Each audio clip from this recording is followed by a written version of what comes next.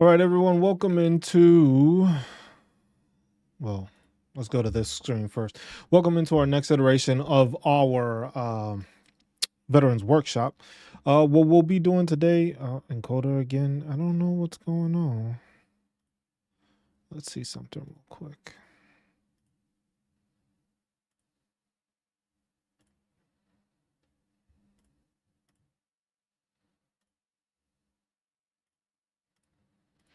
Well, okay, so this is the next iteration of our workshop. It seems to happen the same way again. I don't know why my internet, as soon as I start the stream, it decides to go wonky.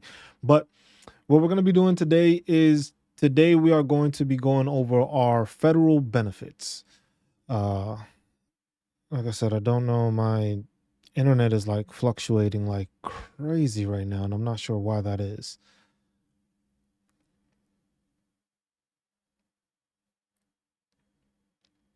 Interesting to say the least. But yeah, this is what we're gonna do this week. This week will be basically going over everything that has been published by our VA, so that way everybody understands and we get the in-depth. I wouldn't say go in depth on the benefits, but it's gonna cover most of the benefits that have been published by the VA. All right, so we have that. We have this. Still trying to figure out why we're being so choppy at times, which it shouldn't be that big of an issue. But the thing is it's like I'm losing internet, but then I'm gaining internet. So OBS disconnected now. Interesting. How about them Chiefs? The Chiefs are the Chiefs. Can't do nothing about that one. Yeah, you can't do much about the Chiefs. It is. We do got football today also, so keep that in mind. I am a Baltimore Ravens fan, so we'll see how that goes for the week. But yeah, that's basically that's what we're gonna do this week. This week is just to make sure to do that. Settings. Let's see, because this is getting annoying every time this happens.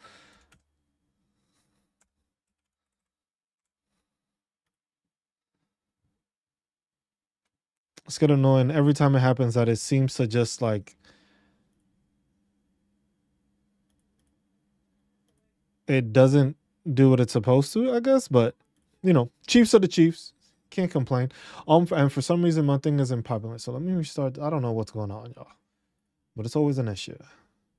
Let's connect that back. But yeah. So the VA decided to publish a federal benefits for veterans, dependents, survivors, and caregivers guide.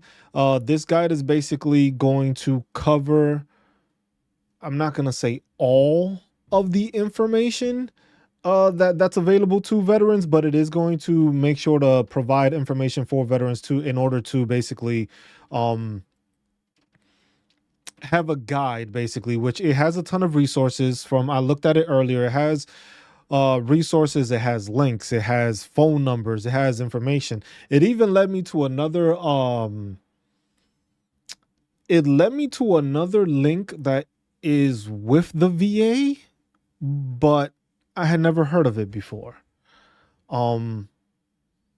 Which was interesting. So there's another site that if you go to, which I'm gonna just show you what the site is, because this was interesting to me. It is called Choose VA. So there's a va.gov and then there's a choose VA or choose.va.gov, which I didn't know this existed. This was something that I was just like, when I got, because most of the stuff, like to try to make sure that we try to stay aware as veterans, we have to make sure that we are involving ourselves in like, we got to make sure we are at least signing up for the newsletters that the VA provides, because a lot of the times those newsletters that the VA provides allows us to get and obtain information that they're sending out. The same way, like if you use Twitter, I'm not sure if you use Twitter or X, uh, you can try to subscribe or pay attention to the Veteran Affairs Committee, the Senate Committee, the House Committee.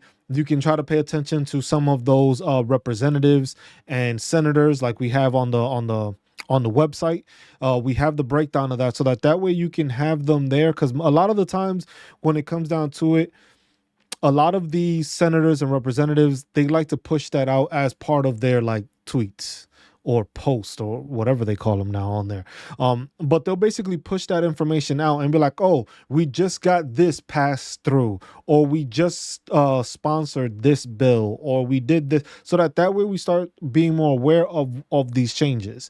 A lot of the stuff is information that comes out, but you got to remember also that when it comes to these committees and when it comes to certain senators and representatives, they are choosing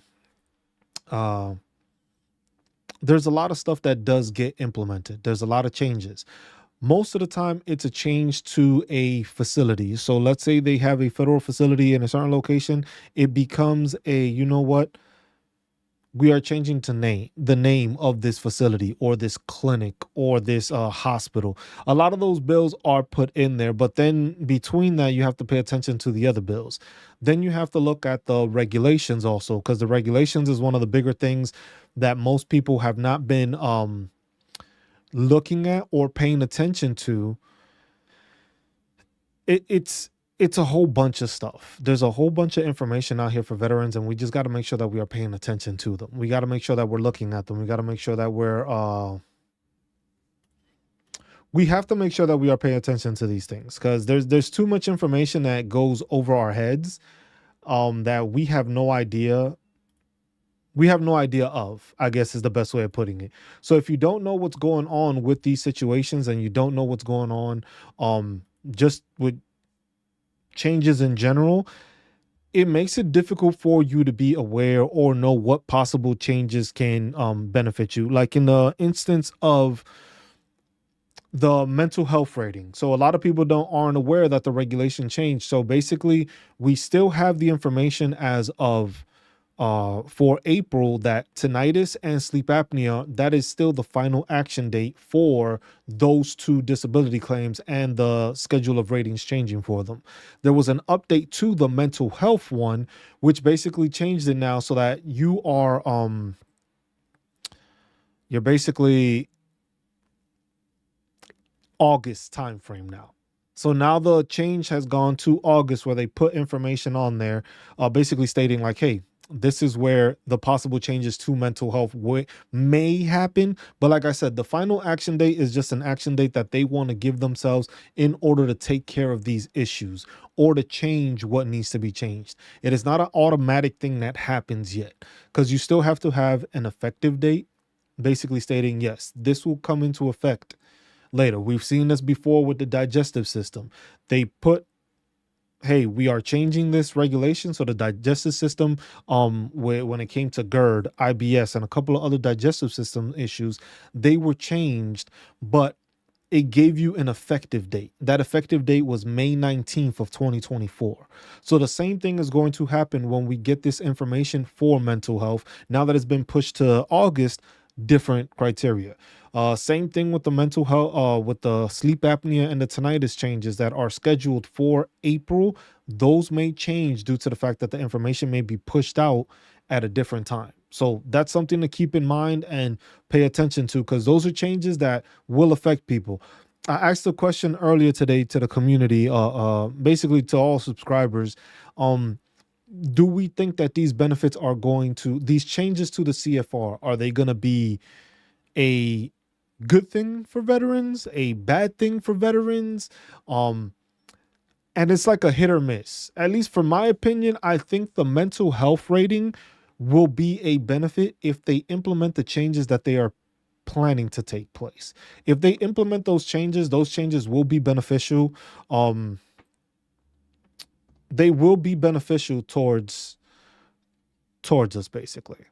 So it's basically making sure that we have that. So that'll show in that instance that it's just like, hey, we have the ability to do this and we will continue to do this, but we have to wait to see what the changes are. But that time frame basically of April is still in place till we find something else out or they decide to change it. With the mental health, they did say that, hey, we do have these changes. They might make sense, they might not make sense. So that's something we have to pay attention to and, just keep an ear out. Because the mental health changes with having different brackets that they are now taking care of you in, it changes the situation as compared to comparing it to the system now that it's basically a overall just a justification of all the things. With the mental health ratings, it's going to be different criteria. So how does it affect you socially? How does it affect you work wise? So there's different criteria to it, to what they were doing. But you got to keep in mind also that was published in 2022. So a lot of people are unaware that this information was already placed in 2022, where they gave the proposed changes. It's approaching 3 years now. Next month will be 3 years since they implemented or plan to implement these changes. From there, we've had different committees, we've had different studies, we've had talks about using psychedelics for treatment, medicinal marijuana for treatment. Those are things that may get implemented, may not, but then that also affects changes. So that's why we have to keep an ear out. And that's why I tell veterans, if you have the ability now to file for your stuff, go ahead and do it.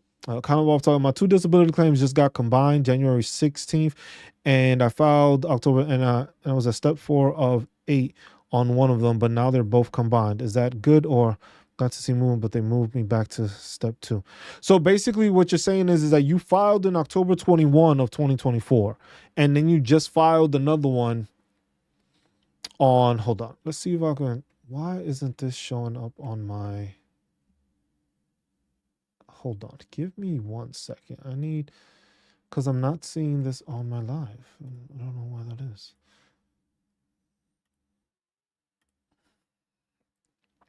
So basically, what you're dealing with right now, and what you have is the fact that,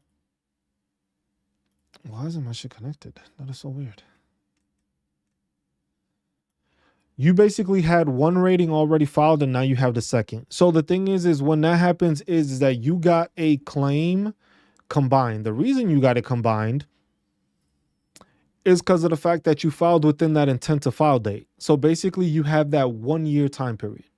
So within that 1 year time period, you are able to put whatever claims you have in there. But you got to keep in mind that if you are pushing, or if you keep on putting stuff in there within that time frame of that claim, it's going to get pushed back. The problem being, the reason being, it's because you already had that one claim. They were at the process of step 5 with that claim. You just threw in a whole different claim. So now they have to do the CMP exam for that and stuff like that. So instead of them saying that, oh, it's at 5, they can't say that, because now they have new information that they have to go back to step 2 to obtain that information. Go through the process, CMP exam, stuff like that, so that way they are able to, okay, this is what he has. Well, he has this new rating. Okay, now with this new rating, we got to do this. See what I'm saying? So that's why that happened. So it's not a bad thing. So that's one thing you want to put it like this. If no, I submitted everything at the same time.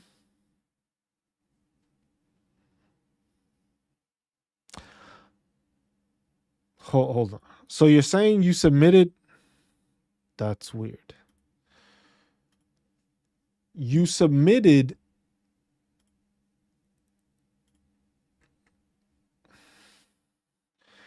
It just randomly got all combined and sent back to step 2 of 8. So that's why I'm kind of confused, because you're saying, so you had the claim in October, right? So you filed it in October, and then on January 16th, they changed it and put it back to everything to start over. Maybe they are inquiring for more evidence, or you may need another CMP exam, or the CMP exam wasn't, depending on what you're filing for, that may be it. But I would definitely contact the VA and ask why that happened. Because if you submitted everything at the same time and you're getting kicked back to another step prior to, you may have new things. I submitted six different things and it was combined into two claims. And then when it down the line and now they're all just okay, so I got a question for you then. You submitted, you haven't had any CMP. Interesting. So you submitted six different things. Did you submit all of them in the same intent to file, or did you submit them in separate claims?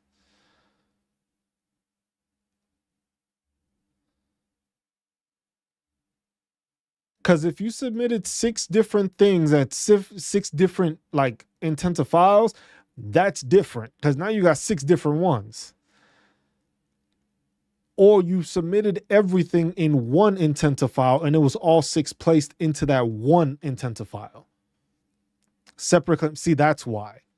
That's why you ran into that issue. So what you should have done was filed everything into one claim. So since you did everything into six different claims, they're just trying to combine everything into one claim because it all should have been one claim.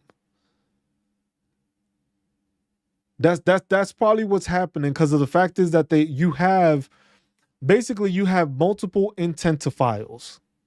So you had six different intent to files on the same date, basically. So you filed it instead of filing it all under one claim, you filed six different claims on the same date. So they probably realized that and saw that, and they're like, you know what? This is something that needs to be one intent to file. Yes, so you delayed the process now because the thing is if you would have submitted everything as one, so six claims in one intent to file, that's how they were looking at it because then they would have made sure that you would have gotten a CMP exam for all six things so that everything was covered in one shot. But then they're taking at it because you got to remember, it's different claims. So the same person might not be seeing that different claim because it's a whole entire different thing. So you may have a claim that was seen by one CMP exam, or basically the VA saw that one claim and it's just like, all right, we're going to send it to this guy. They saw another one. Oh, this person's getting that. So they basically distributed your claim. So then they probably realized it's just like your claim is all over the place. We need to fix this. Let's combine it all into one claim and now you will have one claim. It's not a bad thing because the thing is everything is just going to be taken care of and you'll get it off of your effective date. So that's not something you should worry about. That's actually a good thing because the thing is if all these six claims push you and bump you up higher, you're going to get back paid from that October date that you mentioned. You mentioned, what was it? October 21st. So everything is going to be backdated to October 21st because they're now going to count that as your intent to file date or your effective date for all six claims. Instead of processing six different ones, they just put it together. So that's one thing going forward. And that's something for veterans to understand. When you're filing an intent to file claim, put everything in that one claim. That's what you want to make sure you're doing because that's the best way of going about it. Because if you do it six different claims, that's why they looked at it. So they were probably processing you for, all right, we're going to give this guy a CMP exam. Oh, shit, he got five other claims, but they're all on the same date. I was just like, shit, we're not going to do six different things. Let's put them all together. They're probably going to try to find my dog, I appreciate your knowledge. Hey, man, it's just because that's what I was wondering. Because when you said that, I was so confused. I was lost. I was just like, how did they combine it? Because they usually wouldn't combine it. Because the thing is if you have, let's say you file today and then you file a month from now, those are two separate claims. But if you filed everything on the same date, they're going to look at it as just like, oh shit, this should have just been one file or one claim, one intent to file instead of six different ones. Because either way, you would still get that as an effective date, but for them, it's easier to process because instead of it being distributed to six different people, one person can just evaluate and be like, okay, he got these six things. All right, we need to find a CMP examiner that can take care of these six different issues in one shot. Sometimes it happens that way, but depending on what you filed, it may be different. Like, hey, you may need a CMP exam for these three that one person can do, but then you need somebody different for this issue. Like if you have a mental health one, you go to a mental health one. But if you got something that has to do with like cardiovascular or immune system or something, they might send you to one CMP, and then all the musculoskeletal stuff may be another one. But it's now they're just reading it, or just like, oh, okay, we're all combined here. All right, got it. So no problem, man. I was just, you confused me a bit. That's why I was kind of lost. I was like, what is he talking about? So all right. So let's start off with basically the federal benefits. So this is something that got published. Like I said, the Choose VA is another website. This actually looks nicer than the va.gov one. So if you go to choose.va.gov, it gives you at least a more pleasing to the eye kind of website. But it has the same information to me, it seems like, and it looks like it does a better job of providing it. Because when I clicked on education and training, it gives you the option. I was like, hey, apply today. You don't get that on the va.gov site. It was like, you don't get the apply online, apply in person, search a directory. This is something I think they need to be pushing out more, because it looks like it provides an easier method of finding the information. Post 9/11 GI Bill, Montgomery, Reserve, survivors, and it gives you all that. So if I were y'all, just check out chooseva.gov or www.choose.va.gov, and it might give you better information. So this is basically who provided this federal benefits guide. So this is for veterans to know these are your federal benefits and how you're going to obtain them. So starts off with the you are not alone veteran crisis line, so that everybody knows that, or just reach out to some entity if you already have it. But then it gives you a list of phone numbers, which is something that is not always easy to find. So this at least gives you all the phone numbers available that you can use, that you can call. Debt management, education, foreign medical programs. So if somebody's living away from the US, you can use that.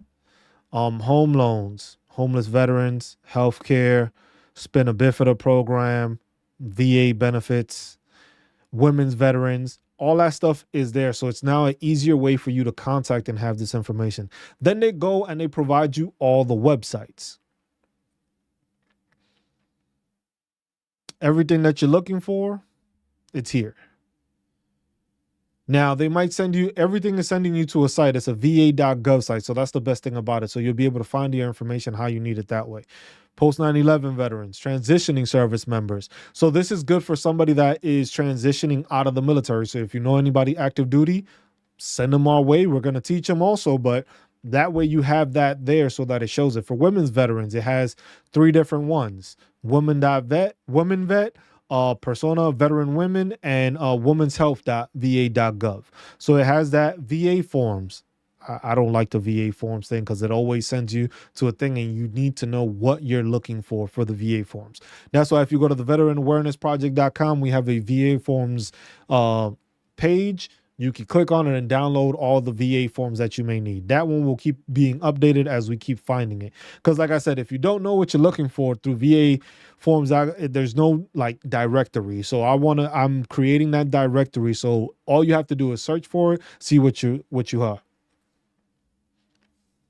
Is there any programs linking? So the question is, wow, is it populated? Okay, so is there any programs linking VA disability and VA home loan? So you got to keep in mind when it becomes a VA home loan, that's a whole separate entity.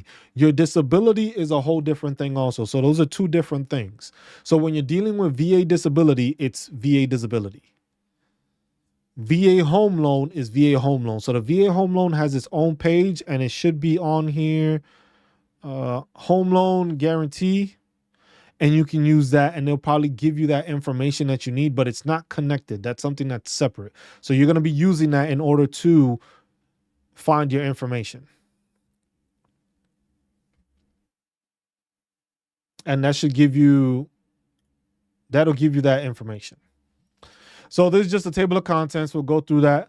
Attention veteran and family members, survivors, and caregivers. The 2025 Federal Benefits Guide for Veterans, Dependents, Survivors, and Caregivers provides information on benefits and services currently available by law and regulation. So the Sergeant First Class Heath Robinson, honoring our promise to address comprehensive toxic acts of 2022, is a mouthful. That's all I'll say with that. But that is what they call the PACT Act. So that's the official name of the bill for the PACT Act.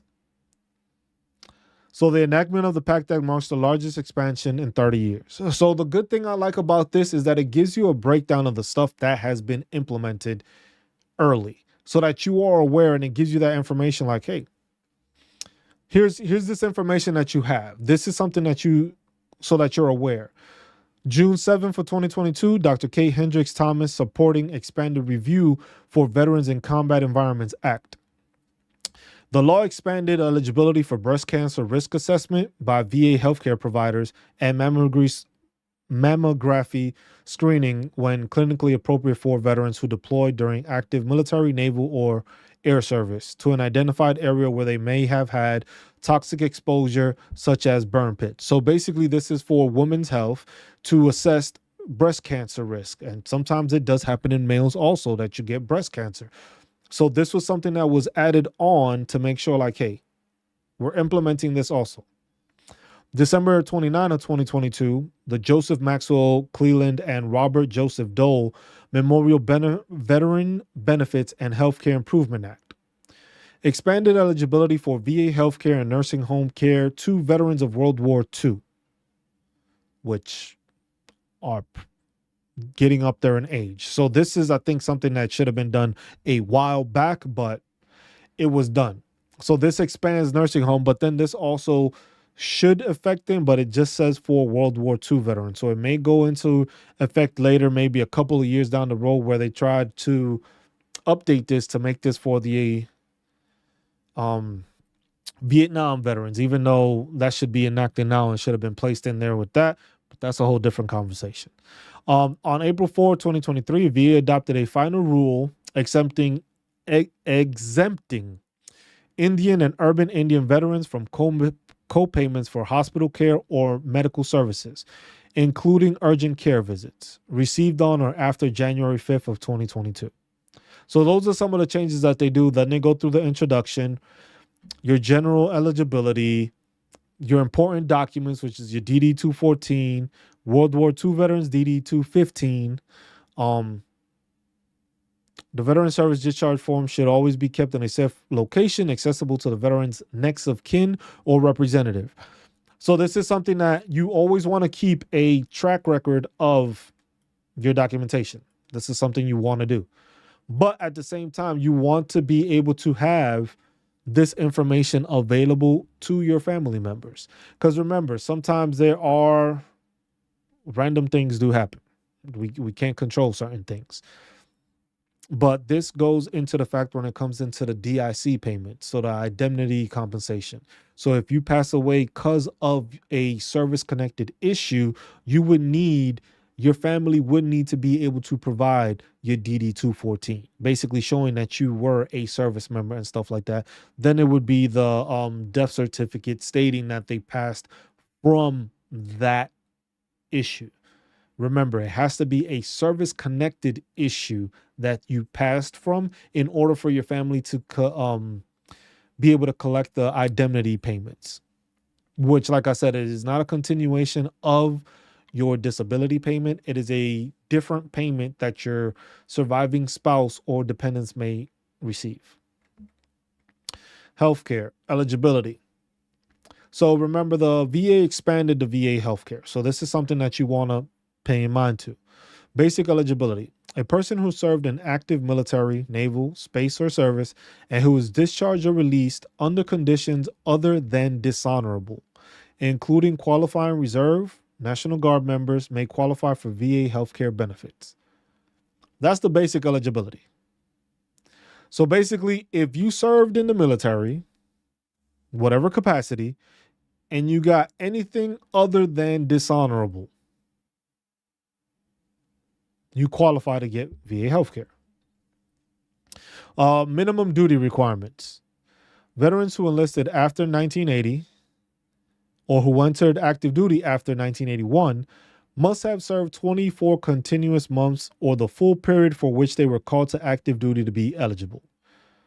The minimum duty requirement may not apply to veterans discharged for hardship, early out, or a disability incurred or aggravated in the line of duty, or those accessing care under certain special treatment authorities, such as treatment related to military sexual trauma. So it explains to you and it gives you a breakdown of what the requirements are and your eligibility. So this basically tries to shut down the whole combat veteran, not combat veteran issue. It's basically plain and simple. This is what you need in order to receive health care. So that distinguishes that and that clears that so that veterans can understand that. Some veterans have that thought process that is just like, well, I didn't go into a combat zone or I didn't have a combat deployment, so I don't have the ability to get anything there. And I've spoken to a lot of veterans that have that thought process. So that's something that needs to be clarified. That's something that needs to be put out there. If you know a veteran that is having issues and stuff like that, either file a disability claim or try to assist them towards guiding them towards it. Because the thing is there's a lot of veterans that have that misconception of the fact that they cannot receive help because of this or that. As long as you were discharged other than dishonorable, you are able to get health care. You are able to file for disability compensation. You have all these other resources available to you. So that's something that people need to pay in mind to. And the thing is the VRE program, you have to have at least a 10% disability.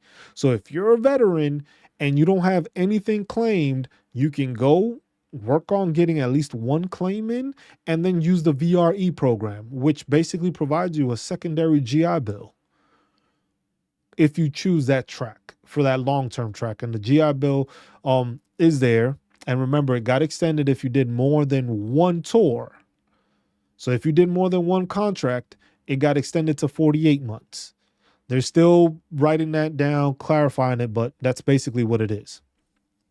And here it goes. Returning service members. Veterans who served in a theater of operations after November 11th, 2001 are eligible for an extended period of eligibility for healthcare for 10 years after their discharge. In the case of multiple call-ups, the 10-year enrollment period begins on the most recent discharge date. So that's if you maybe like you were in the reserves and you got called in and stuff like that. And then it just goes down. How to apply for VA healthcare. You can apply by phone, applying online, the application for it. Veterans can also apply in person. Medical centers, priority groups. This is one of the things that a lot of veterans haven't paid attention to. So priority groups is different, and this is how you're assigned. So this is something I want to go over, and I'm going to go over these because this is something that a lot of veterans don't understand, that it's just like some people, you get put into priority groups. That's determining your priority. Once enrolled, veterans can receive healthcare at VA healthcare facilities anywhere in the country. So you can get healthcare anywhere in the country. Basically, you just have to get to one of those facilities. Now, I do understand that not everybody is located close to these locations, but sometimes you may have to travel. That's the unfortunate part. But if you are traveling for longer distances, there's also the BTSSS program, which is basically the travel reimbursement. So if you are traveling to a medical facility, which is a VA clinic, a VA hospital for an appointment or whatever the case may be, you can go ahead and submit your documentation. You can go to the BTSSS website, sign in. It'll populate the appointments you have because the VA will track them. Then you will start a claim on that. The claim will basically be from your home location. Good morning, Annette. It'll be from your home location to the appointment location. And you can put, if it's one-way round trip, you can put expenses such as if you ate along the way, you can put that receipt on there. They cover it. Not the full extent, but they do cover it most of the time when it's food. If it's a longer drive where you have to go and it's like a 4-hour drive or whatever, however long it is, you can stay at a hotel. Most of the time they will reimburse it because they know it's a long trip.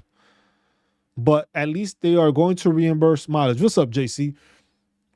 So they will reimburse mileage, and they have different listings of the different expenses that you can put in there. Just make sure to keep your receipts and upload it on there. For the appointment wise, sometimes you got to remember that a lot of appointments may not be through the VA. Some of the appointments are community care. When you have the community care, the VA doesn't directly track all of those. So when it comes to those, that reimbursement for travel, you may want to have some documentation showing that you went to the appointment, but it will be confirmed through them. But that may take a slower process to get that done.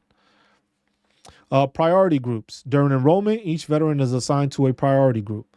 VA uses priority groups to balance the demand for VA healthcare enrollment with resources. Changes in available resources may reduce the number of priority groups VA can enroll. If this occurs, the VA will publicize the changes and notify affected enrollees. A description of priority groups follows. Now, keep this in mind. This is something for veterans to pay attention to. These priority groups, there's 8 of them. This is the breakdown. So when some of y'all call in and be like, man, my appointment name, but you're not you're not at the highest priority. Because you got to remember, you have veterans of all ages, different eras, different ailments, different disabilities. Some are older and may need an appointment faster than you do. Yeah, you're hurting, but that person's been hurting. So that's the justification that people need to realize. It goes into the priority groups when it comes to that. If you are a veteran that is more, if you're closer in age to like passing, you probably are going to get seen priority wise compared to somebody that might be in their 30s and is not going to pass away within unless it's, like I said, it's dependent on things. So that's why I just want to clarify that, because I think something like that helps veterans understand that it's not always, remember, like when we were in service, everything is always a priority. Everything is always a priority. Whenever anything came up, this is priority. Not the stuff that we were just doing. That's not priority anymore. It's the new stuff. With this, is different. They got groups so that way you can have that understanding. So, group 1, veterans with service-connected disabilities rated 50% or more.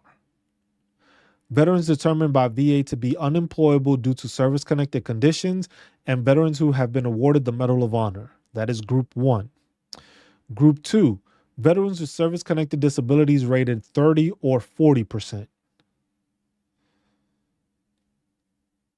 Group 3, veterans who are former prisoners of war, awarded the Purple Heart Medal, whose discharge was for a disability incurred or aggravated in the line of duty, so med boards. Veterans with service-connected disabilities rated by VA at 10 or 20%. Veterans whose disability compensation is suspended because of the receipt of military retired pay.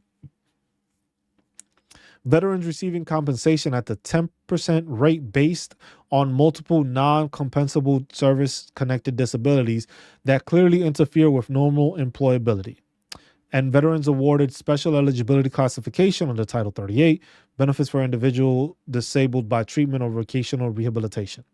So I just want to explain this one here. The veterans receiving compensation at the 10% rate based on multiple non-compensable service-connected disabilities. So let's say you have filed disability claims. If you file disability claims and you do not have a percentage, they're at 0%. If you have 2 or more at 0, the VA will pay you at the 10% rate.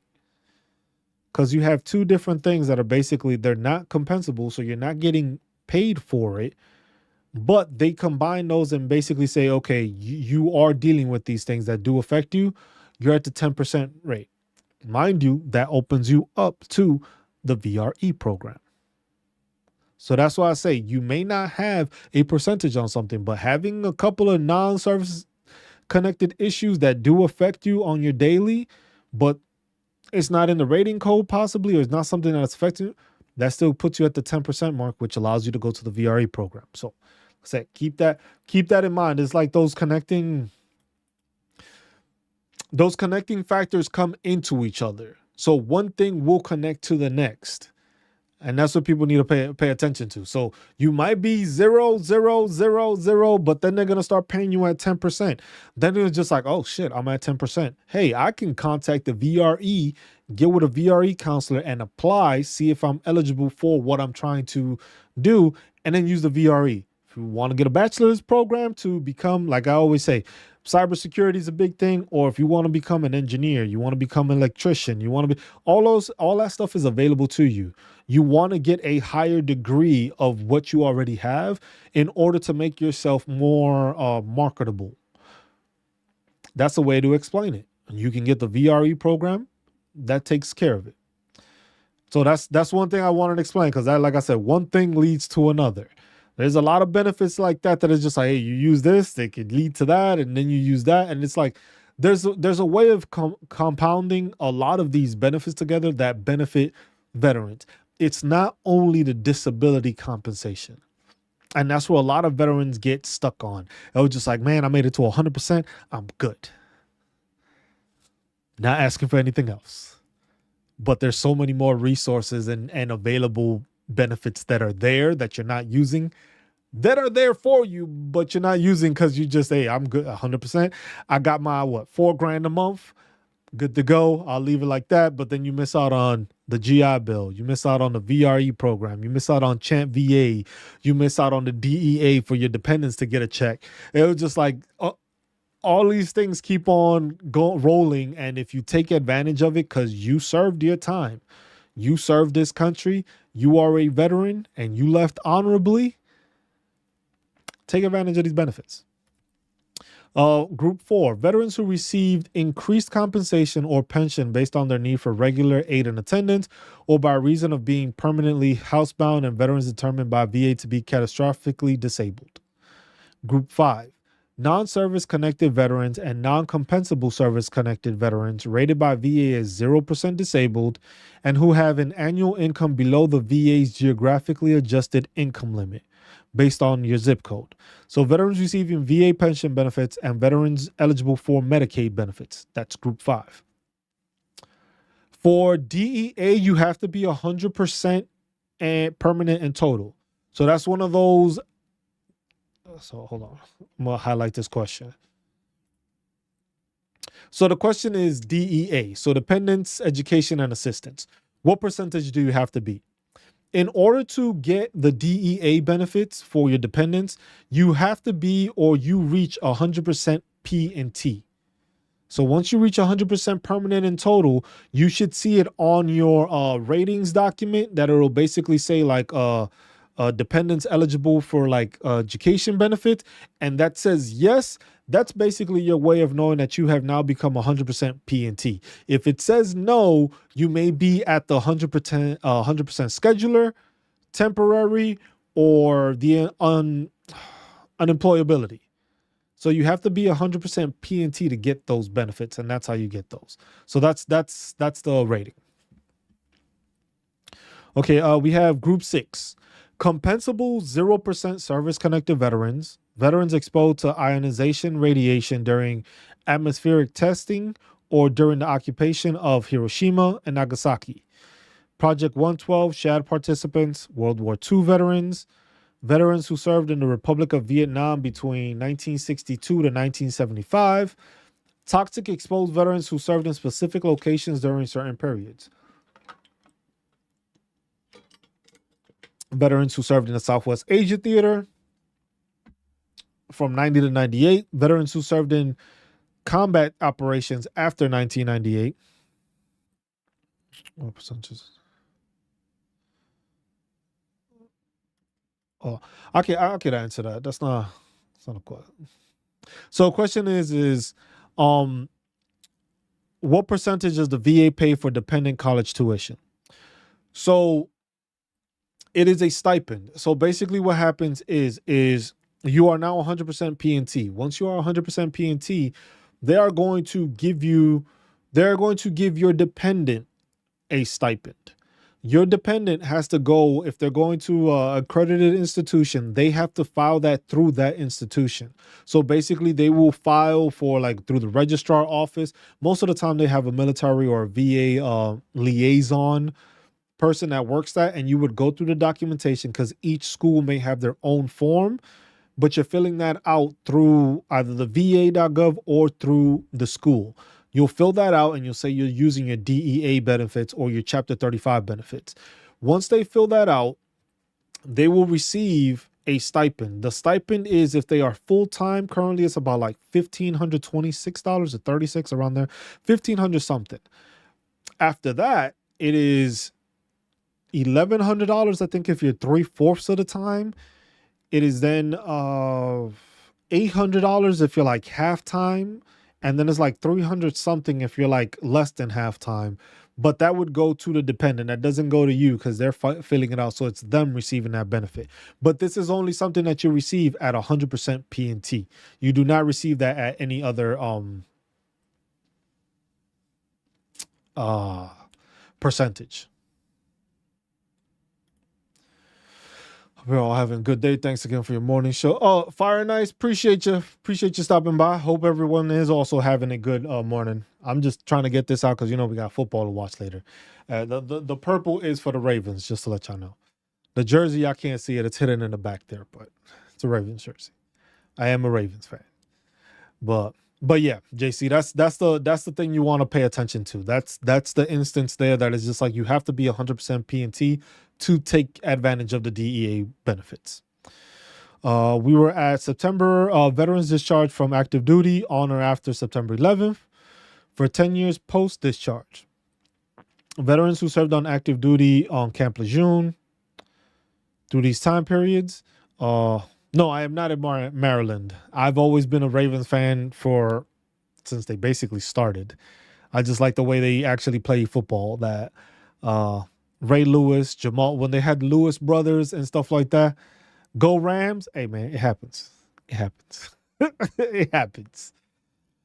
Every year can't always be our years. That's what sucks about sports. But it's like I've been rooting for that team for a very long time. Once they still had Rod Woodson get in there. They had Chris McAllister. They had a lot of names back there. But I grew up watching that, and that's how I liked watching football, and that's how I played football. So he said, last one for today. I no longer get paid for dependents since she is 18, but she goes to college. Can I? Yes, JC, you have to make that notified. You have to contact. I've been a Ravens fan since. Okay, yeah. Reed is one of the. I may have to get those jerseys, the old school ones. So this is a big question here. He said, last one for today. That's funny. I no longer get paid for dependent since she is 18, but she goes to college. Can I still claim her? Yes. You have to go and contact the VA and let them know that they are in an accredited school and going to school. You will receive higher payment because the pay changes. Once they hit 18, they go off of it. But if they are in school, you will receive a higher amount.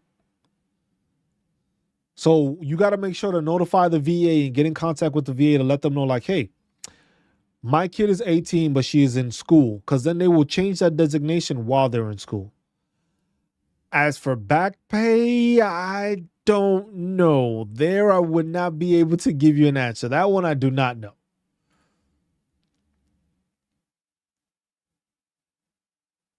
So that's one thing you have to ask the VA on that one. You're going to have to ask the VA to see if you would get back pay. Most of the time when it comes to dependent stuff, they're not going to give you back pay on it, because it's basically, they're saying it's just like, it's on you to make sure that you are filing this information and having it correct. So once the kid is about to turn 18, you need to notify people like, hey, my kid is about to turn 18. They're going to be in school, or they're enrolled in school, because you have to show that documentation. Because once you show that documentation, oh, kid is enrolled from this time to this time, you start receiving that pay.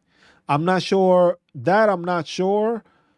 how often you have to do. If you have to keep on like notifying them, that's something that you would have to ask them. But you definitely have to notify the VA that your kid is in school so that you can continue to get that pay for them. Because the sheet tells you when you get the dependents, they're good up to 18th birthday. But after that, if you look at the pay chart, it says over 18 in school, basically, and you see that it bumps up how much you get paid per month. So you just got to make sure to do that. So Tuesday, make sure to knock that out.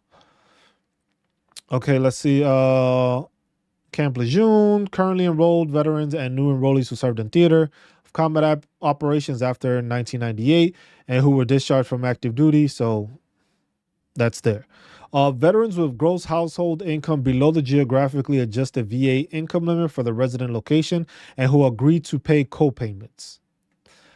Veterans with gross household incomes above VA's national income limit, an adjusted income limit for their resident location and who agree to pay their co-payments. No problem, JC. Can't even talk at times. Okay, veterans eligible for enrollment. Sub priority A, non-compensable zero service connected enrolled as of January 16, 2003, who have remained enrolled since that date and or placed in this sub priority due to changed eligibility status. Sub priority B, non-compensable zero service connected veteran enrolled on or after June 15, 2009, whose income exceeds the current VA national limits or limits by 10% or less. Subpriority C, non-service connected veterans enrolled as of January 16, 2003, and who remained enrolled since that date. D, same thing, goes down the list, and it gives you all these priority groups. So that's the explanation of when you are being seen, how you are taken care of. It is based off of your priority group. It is not a, how can I put it? It is not a first come, first serve basis. It is you are placed into this group. So if your group is higher, that means you can get seen faster. Is this what the different teams mean at the VA hospitals? No, I don't think it means that. Because the thing is at the VA hospitals, they have like team A, team B. That is basically how they just split it up. So basically they probably have, you know what it may be? It could be that. I'm not gonna say yes or no. It could be that they have those different teams and it's associated with who they see. So if you fall under probably team A or team B or however they do it, it could be that, but I don't want to say it is. But you do have the different teams. You got the blue team and you got so they differentiate how it's seen. So maybe if it's for older veterans that need better assistance, they might be part of one group or one team. People that don't need as much assistance may be another. So it might do that. Carlos Duchesne, thank you for your kind efforts to help other veterans. It's my pleasure, Carlos. I'm a veteran myself. And I just know that this information is stuff that isn't, I wouldn't say readily available because it is readily available. It's just that a lot of veterans don't know these things.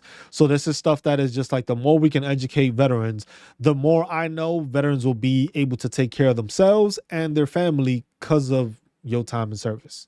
So you served, you earned these benefits. I'm just here to guide you to them. That's all. Let's see. Incomes, the VA income limits change annually, and it gives you that information there. VA healthcare programs. I'm pack 3 at my VA clinic. I see a lot of older vets go to the pack 4 through 6 one. So that it could be that they want to distinguish it. Because the thing is you got to remember, the medical professionals are the medical professionals, but at the same time, it's like, look, if I know you have your disabilities, right? But you are not older in age. You can still function. You might not be employable, but at the same time, you can still function. You can still move around. You don't have like mobility issues that are that severe. You may get seen by somebody else because it's like, okay, I know I can see this person. I could go see Slim and Slim will just be like, all right, he did this, he did that, good to go.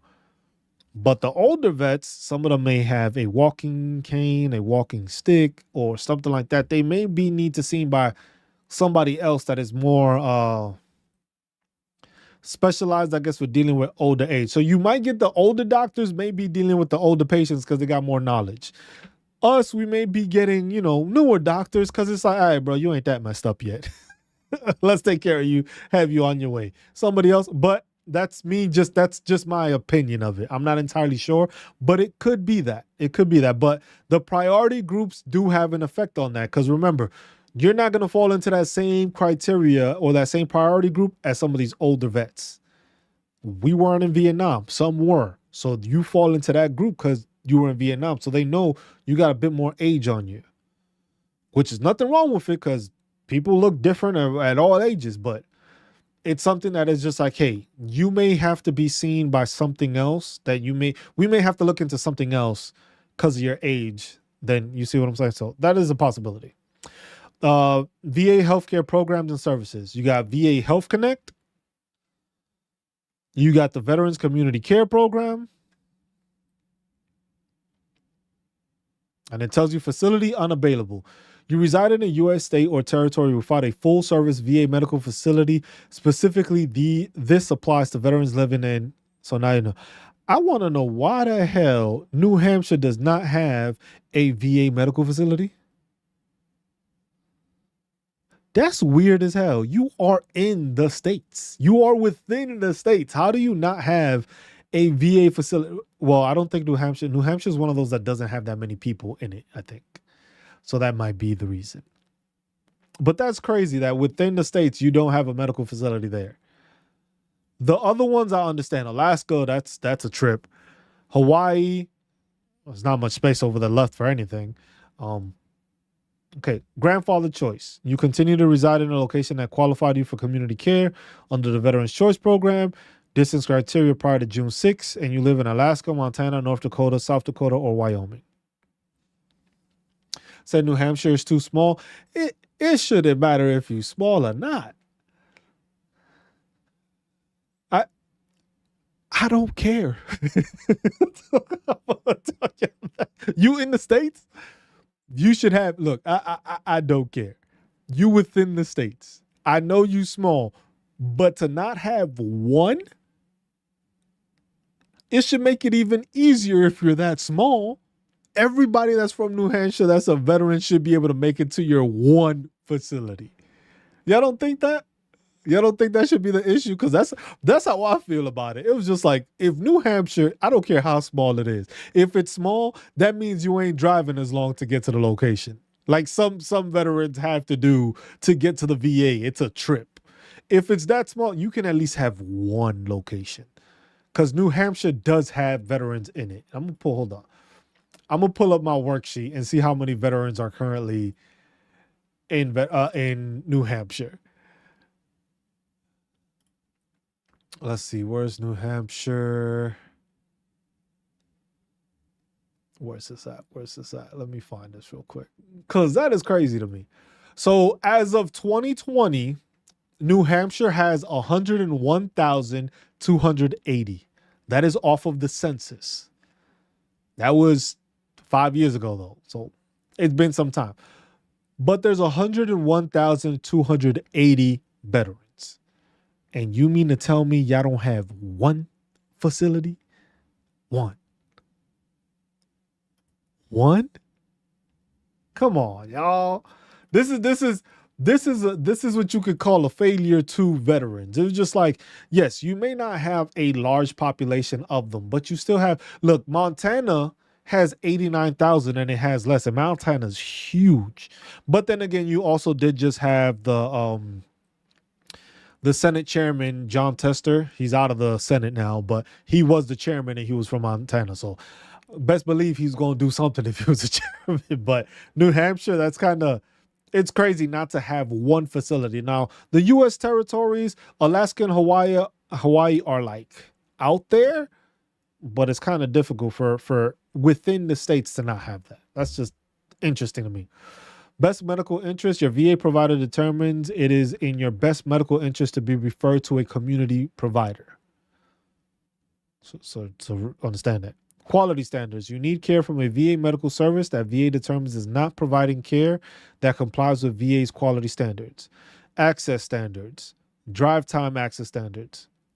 You may be eligible to see a community provider if your average drive time from home to a VA medical facility that provides the services you need takes more than 30 minutes travel time to receive primary care, mental health, and non-institutional extended care services. 60 minutes travel time to receive specialty care services.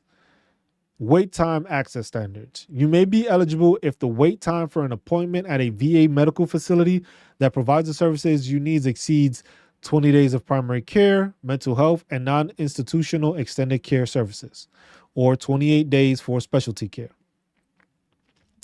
Emergency medical care in U.S. community facilities. This is just a breakdown of the emergency medical. Emergency suicidal crisis care in U.S. community facilities. So if you are in imminent risk of self-harm and go to a non-VA emergency department for help, tell the staff you're a veteran and ask them to contact us right away. Even if you are not enrolled, VA may be able to cover the cost of your emergency care and care for up to 90 days if you meet at least one of these requirements.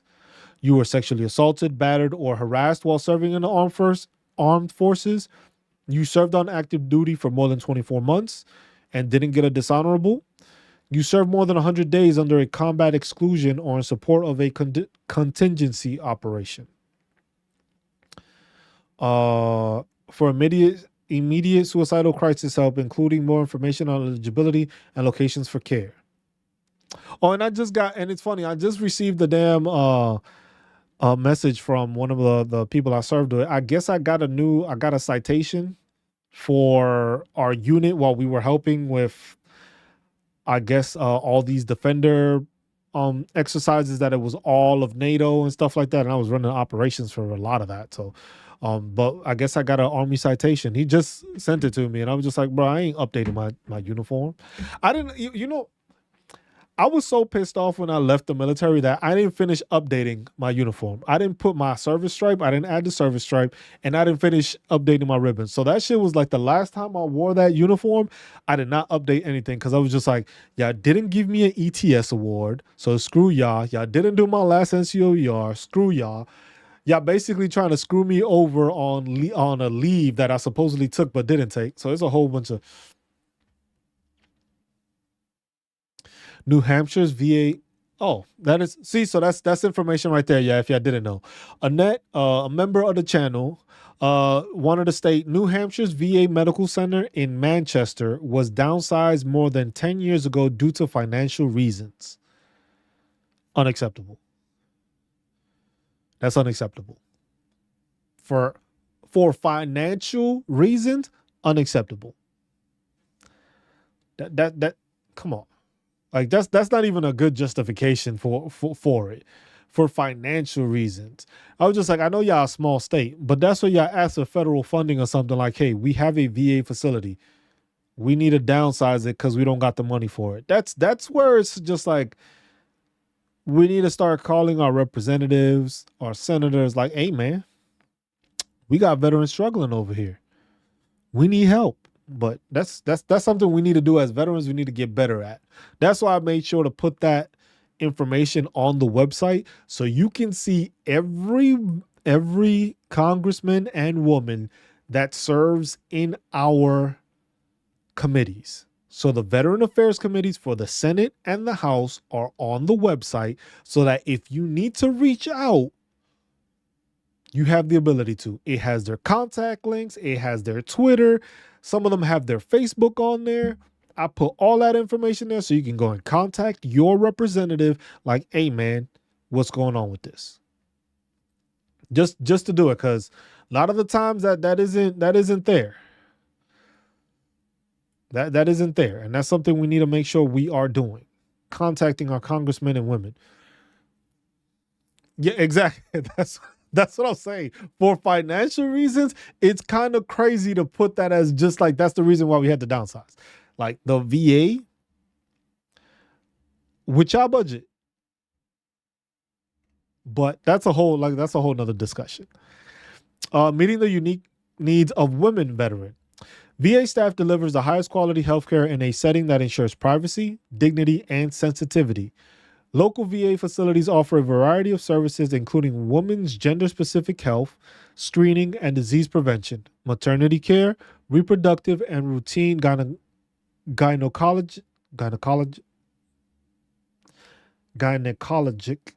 services. I'm used to the gynecological service. But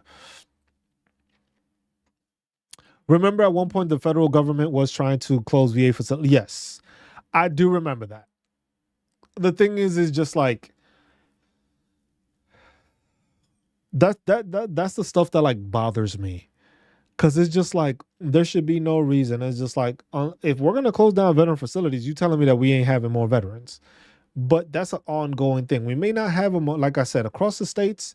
Let me see. The lowest one, according to the census, the lowest population of veterans from 2020, because this has to be updated because there have been newer figures taken. But the lowest amount we had was the state of Vermont with 42,000.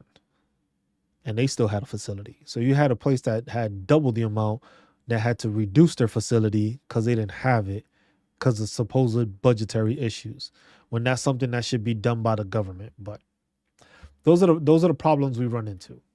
So, but that's neither here or there. I can't control that, but we can control that coming together and speaking on these things. Like I said, the biggest thing we need to do is make sure that as veterans, we are coming together and voicing ourselves. We're not voicing it. Oh, they were closing. Yes. The military facilities, that happened a lot in Germany. There was a lot of those locations that got shut down. Mannheim was one of those locations. I forget what the other couple, but that I understand, closing of facilities and maybe like integrating them into one. But when it comes to a VA facility, that's something that is a need. So if you're going to close a VA facility, you have to make sure there's at least one location that veterans can go to. It may be I wouldn't say out of reach, but it may be longer to get to, but it should at least be able to say that, hey, our state provides at least one place. And it's not like you have to worry about going out of, basically, it's like you having health insurance and you're going out of network the whole time. And you know how expensive that could get. Going out of network to get health care. Most people just don't go to health care. But one thing I did realize that a lot of people don't understand about their insurance is this is something that needs to be pushed out to people. If you have health insurance, right, you have your deductible amount. What you should be doing is anything that you know is a major, what do you say? Like a major checkup part that you know you have to do yearly or something like that. And it is the most expensive part of it. Schedule that shit at the back end of the year. At the beginning of the year, go to the fucking doctor. Even if it's small portions, get that deductible covered. So that by the time your deductible is covered and it's at the end of the year, you have all that shit scheduled, you ain't paying for shit. Gotta use the system how it's meant to be. It's just like most people don't go because they don't want to pay the deductible, but then they wait till the end where they want to schedule something that they need. And now all those appointments are booked. So now you fall into the next year and now all of a sudden you got to get seen, or some people just be like, you know what? I ain't doing this shit. Gotta use the system. The system is there. Sometimes you got to play the game. Sometimes you got to play the game. With the VA, you got to play the game. You got all these benefits, play the game and use it. I'm not saying lie. I'm not saying be fraudulent. I'm saying use the benefits how they are meant to be used. GI Bill, VRE, they're there. The VA loan, use it. If you're going to get into real estate, use the VA loan. Why? Because you could purchase a multi-home place and you can live in one of it. That's 4 different rental properties. That's 3 different rental properties and you live in one. You live in one for a year, then you can refinance it, rinse and repeat for the next one. Just saying.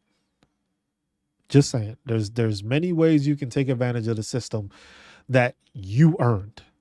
Just keep that in mind. A lot of people don't. It's the,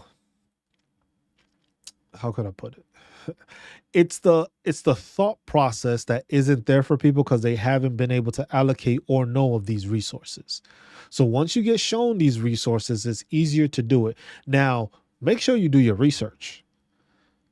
But you can take advantage of these things to be more successful down the road and in life because you are able to get these things done and you are able to take care of these benefits that you earned. Nobody's going to take these benefits away from you except yourself. That's the easiest way of putting it. So for lesbian, gay, bisexual, transgender, and queer LGBTQ plus veterans are are eligible for the same VA benefits as any other veteran and will be treated in a welcoming environment. Transgender veterans will be treated based upon their self-identified gender, including room assignments in residential and inpatient settings. There is an LGBTQ plus veteran care coordinator at every facility to help veterans get the care they need. The LGBTQ plus VCC, which is the veteran care coordinator, can answer questions, advocate for the right to quality care, handle complaints or concerns about VA care, and help veterans get started with a VA services for LGBTQ plus veterans. So same-sex couples. VA launched a website to inform veterans and beneficiaries of the recent changes in law and procedures involving same-sex marriages. Veterans can learn more about that. They give you the website. For military sexual trauma, MST provides free treatment for physical and mental health conditions related to MST. These services are available to individuals with veteran status and most former service members with an other than honorable or uncharacterized entry-level discharge. Standard length of service requirements do not apply to eligible for MST-related care. Some of these individuals may be able to receive MST-related care even if they are not eligible for other VA care. Mammography screening for veterans exposed to toxic substances. That's for women and men. Case management for transitioning service members and post 9/11 era veterans. Each medical center has a post 9/11 military case management program that provides proactive outreach, advocacy, and clinical case management services to members transitioning out of the military. Post 9/11, that's there. Tax credit. There's a new one. I didn't hear about this one. Veterans who are enrolled with VA for their health care meet the standard for minimum health care coverage. Therefore, they are not eligible for assistance to lower the cost of health insurance premiums if they choose to purchase additional health insurance outside of their VA health coverage. Veterans cannot receive a tax credit for themselves when enrolling within the marketplace. If they are currently enrolled with VA for their health care, for the latest information, link. Financial assessment. So you got financial reporting, VA healthcare and medication copayments, private health insurance billing, reimbursement of travel costs, brings the eligibility. Veterans may qualify for special mode transportation. Keep that in mind. And also there's a vehicle grant also that either will assist you in purchasing a specially modified vehicle or making the alterations to your vehicle. Same thing with clothing allowance. You can get a clothing allowance. Let's say if you have a prosthetic or you have to wear a certain ointment or something that damages your clothes, you get a clothing allowance yearly to help you purchase clothing because of the fact that you may have an ointment or you have something that messes up your clothing because of your disability. Veteran health registries, electronic health information sharing options. This is a good one to know. VA believes providers can make more informed treatment decisions which drive better health outcomes when they have a complete view of a patient's medical history. VA electronically shares health information using one of the health information exchange tools. Electronic health information may be shared with participating non-VA partners, providers who are part of the VA's health care team in order to provide continued care. So basically that's there. Seamless. It's basically you allowing your information to be shared to the VA so that they understand the treatments you're going through if you're doing it through a through a non-VA doctor. Some people do that. Some people don't. That's up to you. I would say if you are trying to file for disability claims, if you use the ointments because of something that's doing that and it's affecting your clothing, JC, you have to inquire about the clothing allowance through the VA. So if you use ointments because of something that was because of the disability thing and it's messing up your clothes and stuff like that, you can apply for that and I'm not entirely sure exactly what the criteria is, but that's something you can look into. That's the VA clothing allowance because of ointments or um stuff. So that always happens. So like I said, the electronic health sharing stuff, that this can be beneficial when it comes to let's say you are you're going to file for a disability. So now the thing is now you have the information being shared by your private doctor, which is treating you and showing this stuff. And then you have that information through the VA. So now the VA has this information showing that you are being seen for this or you're being taken care of for this. And then that can lead to a disability claim. Now it's just like, okay, we're getting this through this. I got diagnosed through here. I need y'all to help me with this because I got diagnosed and I'm gonna file a claim or whatever. It could be useful towards the process. It's always, you got to make sure to use all the options available to you when it comes to. I wouldn't say it's better to opt in or opt out. It's a decision you have to make. If you want to have all your stuff submitted to the VA through your private doctor, that's what you do. But I know there's forms like when you go to community care and stuff like that, most of the time they have a form that you either have to fill out or it's an agreement with the VA. If it's a VA contracted one, it's there. If it's not, and it's somewhere that they can send you to, like for me, when I go to my therapist, every couple of months, I have to file one of these. Basically, like, hey, when I go get seen, this information is being submitted to the VA so that the VA has a tracking of, hey, you are getting mental health services, but they're not directly through the VA. So we don't get to file that documentation. The documentation is coming from your therapist or your mental health services. So only doc I go is the VA. So if I file a claim, they can see everything. If you're already going through the VA and you're getting those claims, that information is already there. The VA should already be seeing it if you're only going to them. But that's also a good way, because if you're in the National Guard, you want to make sure you are getting everything notated, put everything in there, get seen for everything, and make sure you have documentation of when it happened while in the National Guard.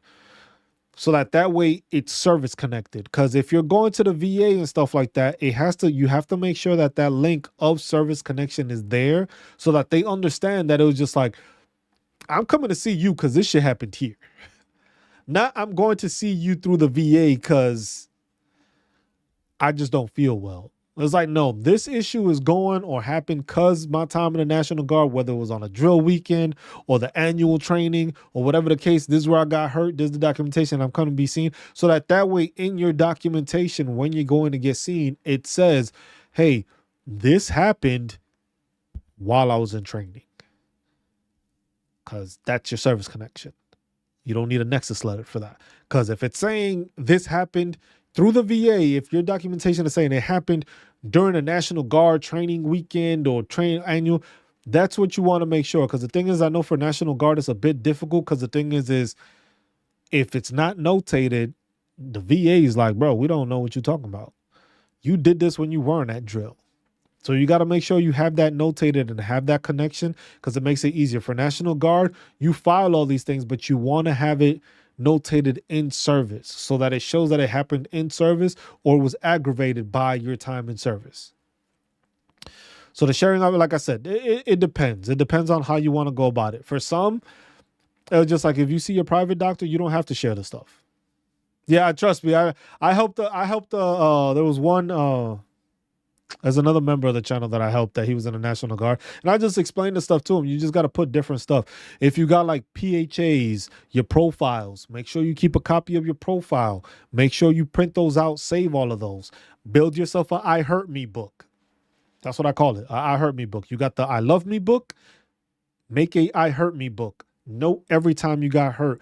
Note the different instances, whether it's migraines, headaches, you tripped, you sprained your ankle, you had a back issue, whatever. Start notating all that stuff and start putting that together, because then you can build your own statement also. But then you want to have that documented so that when you're filing, my I Hurt Me book said I got hurt this, and that. Oh, back issues. And you already have it notated. The PHA is one of the biggest things that most service members do not realize they got to keep a copy of. Post-deployment health assessment, pre-deployment health assessment. Because in that document, you be saying, oh, my neck was hurting, my back was hurting, I've been having migraines, I can't sleep at night, all that stuff. Yeah, orders also. Yeah, orders is something that you have to make sure you keep. But all that documentation and stuff that you have to have, that is evidence. Don't throw away none of your shit till you 100% P&T. If you are a service member, if you are active duty, shit, for any of y'all here that know other active duty service members, tell them don't get rid of shit. Keep that shit like what is like the ARMS forms that you got to keep it for like 2 to 3 years after. Keep that shit till you don't need it. Once you get to 100% P&T, you don't need all that shit. You can keep it, but till you ain't where you need to be, keep all that documentation, because something in that folder or something in that document is going to be like, you know what? I forgot about this. File it. There's another 10% there. Here, okay, so that's vet service center services. That's there. Home improvements and structural alterations. This is when it comes to VA provides up to $6,800 in lifetime benefits for service-connected veterans and up to $2,000 in lifetime benefits for non-service-connected veterans to make home improvements and or structural changes necessary for the continuation of treatment or for disability access to the veteran's home and essential laboratory and sanitary facilities. So this is basically the VA telling you that, hey, if you have issues standing up, you have back problems, you can try to apply for this benefit, which can make sure to install a new bathtub in your home.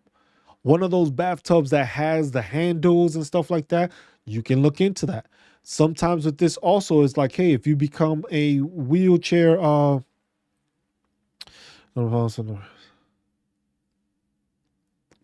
appreciate you worldwide. I'm only going to do this. I'm probably going to do this. I'm going to stop in like half an hour. I'm done at 2. Got to keep it short because this is a whole thing. We'll probably just keep on doing it. I'll stop at a certain point and we'll keep on going through there. But I appreciate you tuning in because this is it's 200 pages and I'm only at page 29. We have been talking a lot, so it's going to take some time, but at least processing it and at least going through the overall stuff is what needs to happen. Because it's easier to explain the stuff and people can see like, okay, this happened, this is here, and you can have it that way. Services for blind and visually impaired, self-explanatory. Mental health care treatment, self-explanatory. The Veteran Crisis Line, again, on there. VA dental insurance program. VA would like all veterans to have access to good oral health care. However, VA is limited to providing dental benefits to those veterans who meet certain eligibility criteria. To help veterans who are not eligible for VA dental benefits or need more comprehensive dental care, VA offers enrolled veterans and beneficiaries of Champ VA the opportunity to purchase dental insurance at a reduced cost through its VA dental insurance program. So that's if you have Champ VA, which would mean you're 100% P&T. But they basically take care of your dental. Delta Dental of California and MetLife offer private dental insurance plans for enrolled veterans and beneficiaries of Champ VA. Provides eligible individuals the opportunity to purchase discounted dental insurance. That's there. If you have dental issues while you were in service, let's say you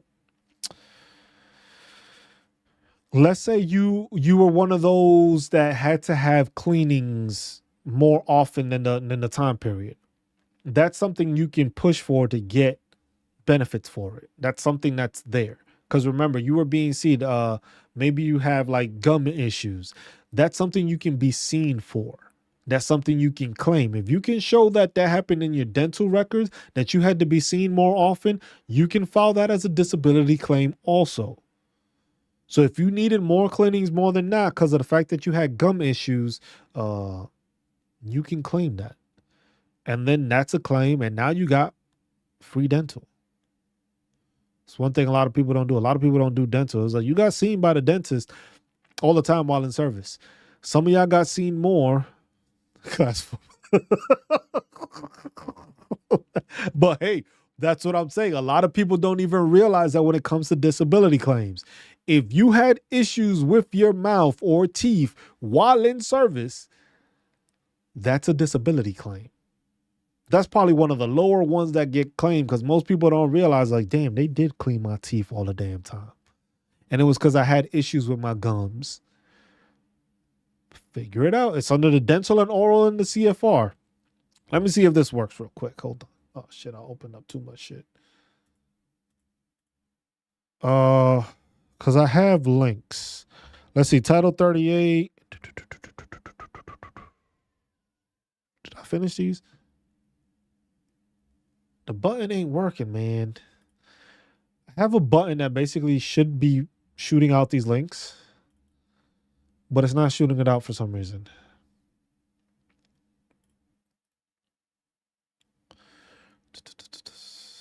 Enabled. So it's enabled. That's there. Let me see something. Because I have a button that basically it should be pushing it out. So it should be a message sent.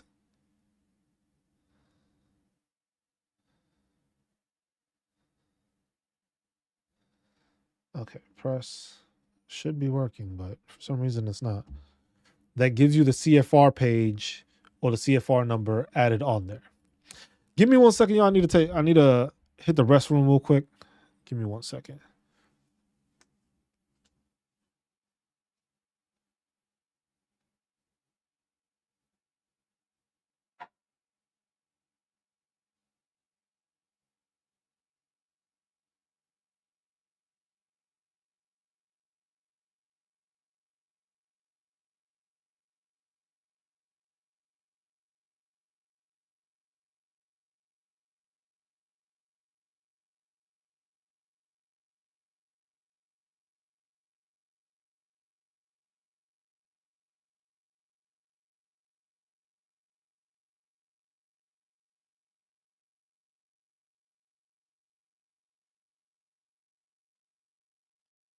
All right. We're back. But yeah, dental is one of those things that most people don't pay attention to. Something you need to pay attention to and something that you need to make sure you're doing. Because dental is a big factor. You need your teeth, man. Long-term services and support breaks it down. State home per diem program. The Veterans Health Administration State Home Per Diem Program is a grant program providing federal assistance to veterans receiving care in VA recognized state veteran homes. Additionally, VHA pays a daily payment to the qualifying service the veteran state homes for a nursing home, domiciliary, or adult day health care provided to eligible veterans. So basically, if you are enrolled or you have veterans in there, that's how there is a program basically to give more money to those state funded homes, because some of those state funded homes are funded by the state, but this is basically an assistance program to help like subsidize that, because the states are the ones in charge of it. So each state has basically homes. I do have a listing of those. Where did I put them? I haven't finished that whole listing, but they do have state homes. They have state memorial cemeteries, and that's the stuff that you would look into. It's just like, these are the state homes. This is what you have, and it goes about it that way. Foreign medical program. This is a big one, because some veterans decide to they're gonna this is the list for skin medications. Where is that at?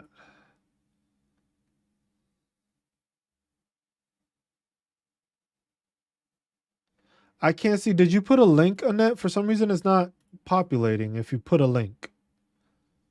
Not entirely sure why. Should be a link in there, but it's not populating. If you put a link in there, it did not populate the. I don't think it has it here.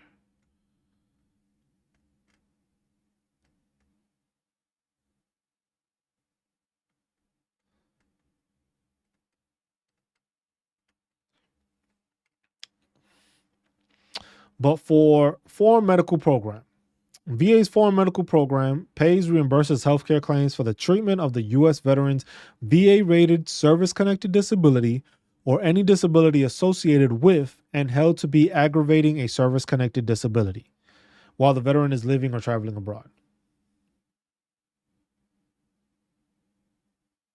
For if you, Annette, so if you put a link, for some reason, I don't think it's allowing it to go through on YouTube because I'm not seeing it. So the two messages I have is this is the list for skin medications, and then you have it's for the clothing allowance.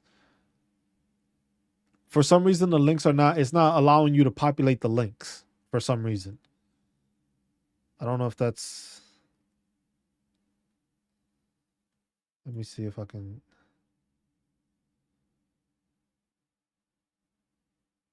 Yeah, it doesn't. It doesn't show it up for some reason.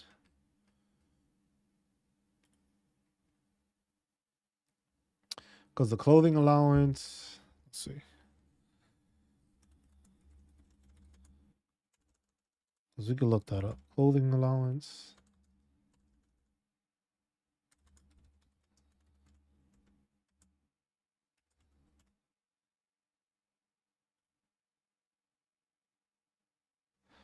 I got it. I got it for you. Copy, and this will be pasted into both links. And there you go. For some reason, it doesn't. I guess it doesn't allow when somebody else is trying to put on Twitch. It'll give you the ability to be like, hey, look, somebody posted this. You want to get rid of it or allow it? On YouTube, it might just be like, hey, look, we don't know who you are. We're not letting it in. But that is the link for all the stuff that's in there. So if you take anything, we can put this in here too. If you have any of these on here, it says yes or no. Updates to this list should be requested by submitting the name and dosage of skin. This was 2016, but this may be old. But this is just providing like a list. I may have to look for it a bit more in depth. But this is the stuff that they have there. If this is since 2016, it's probably old. So maybe not. Maybe let's not share that one. Yeah, because that's 2016.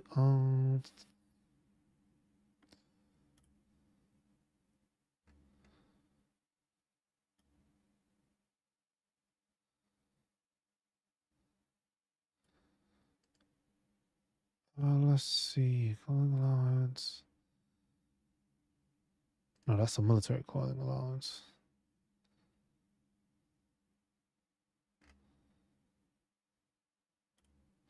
Selling prosthetics, which I have that link.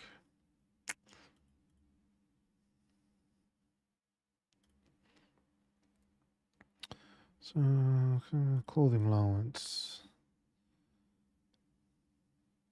which is VA form 10-8678. Let me just double check that one because that one was pretty old. So I'm trying to see if I can find an updated one for you. But that's something that's there. Guide of skin medication that commonly causes. Okay, here it goes. This is the list I'm gonna give you then. Copy. So don't go off of that old one because that old one, it was an older one. This is the most recent one, which is of July of 2024. The list. So this is the list basically that it'll tell you. List of medication that may stain or damage clothing. And depending if it falls under this and it says yes for you, you can file for it. And then you would just probably go back from here, prosthetic, and you can just go back to, that's guide to skin medications. You would go back to clothing allowance. And then from clothing allowance, you would just find all the information, how to apply for the clothing allowance benefits, and you would go through the process that way.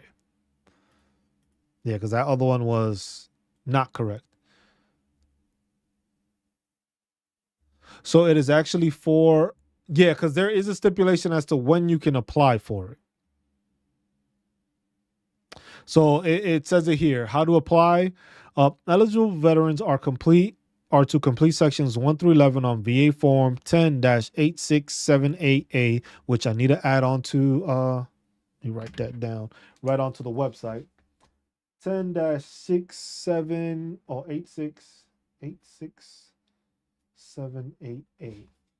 Application for clothing allowance that submit to your PSAs no later than August 1st of the calendar year. No later than August 1st of the calendar year. That's when you have to make sure to submit it by.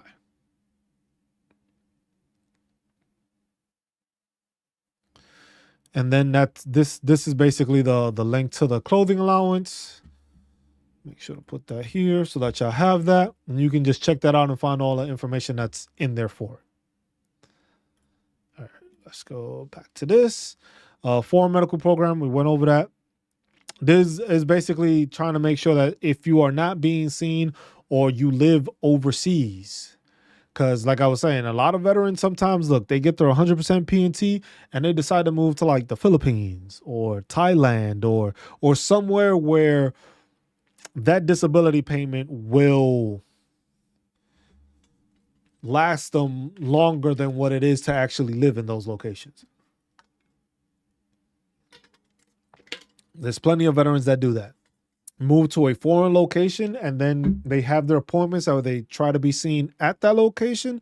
Or sometimes veterans, what they do is that their once a year trip back into the States is to see the VA, get their medical stuff done, and then from there go right back out. So that's also something that's done. Traveling veterans, enrolled veterans who receive their health care with the VA will receive the same coordinated care, whether at their local VA treatment site or an alternate VA site of care. Travel destinations, temporary addresses, valid telephone numbers. This is something you want to make sure that's there. But yeah, that's what a lot of veterans do that. It's just like they figure, look, I'm getting this pay. I don't want to work. I'm retired. They move to a foreign location where the exchange rate of the US dollar to that nation's dollar is way higher, and you can live off of your disability payment with no issues and then some. And that happens.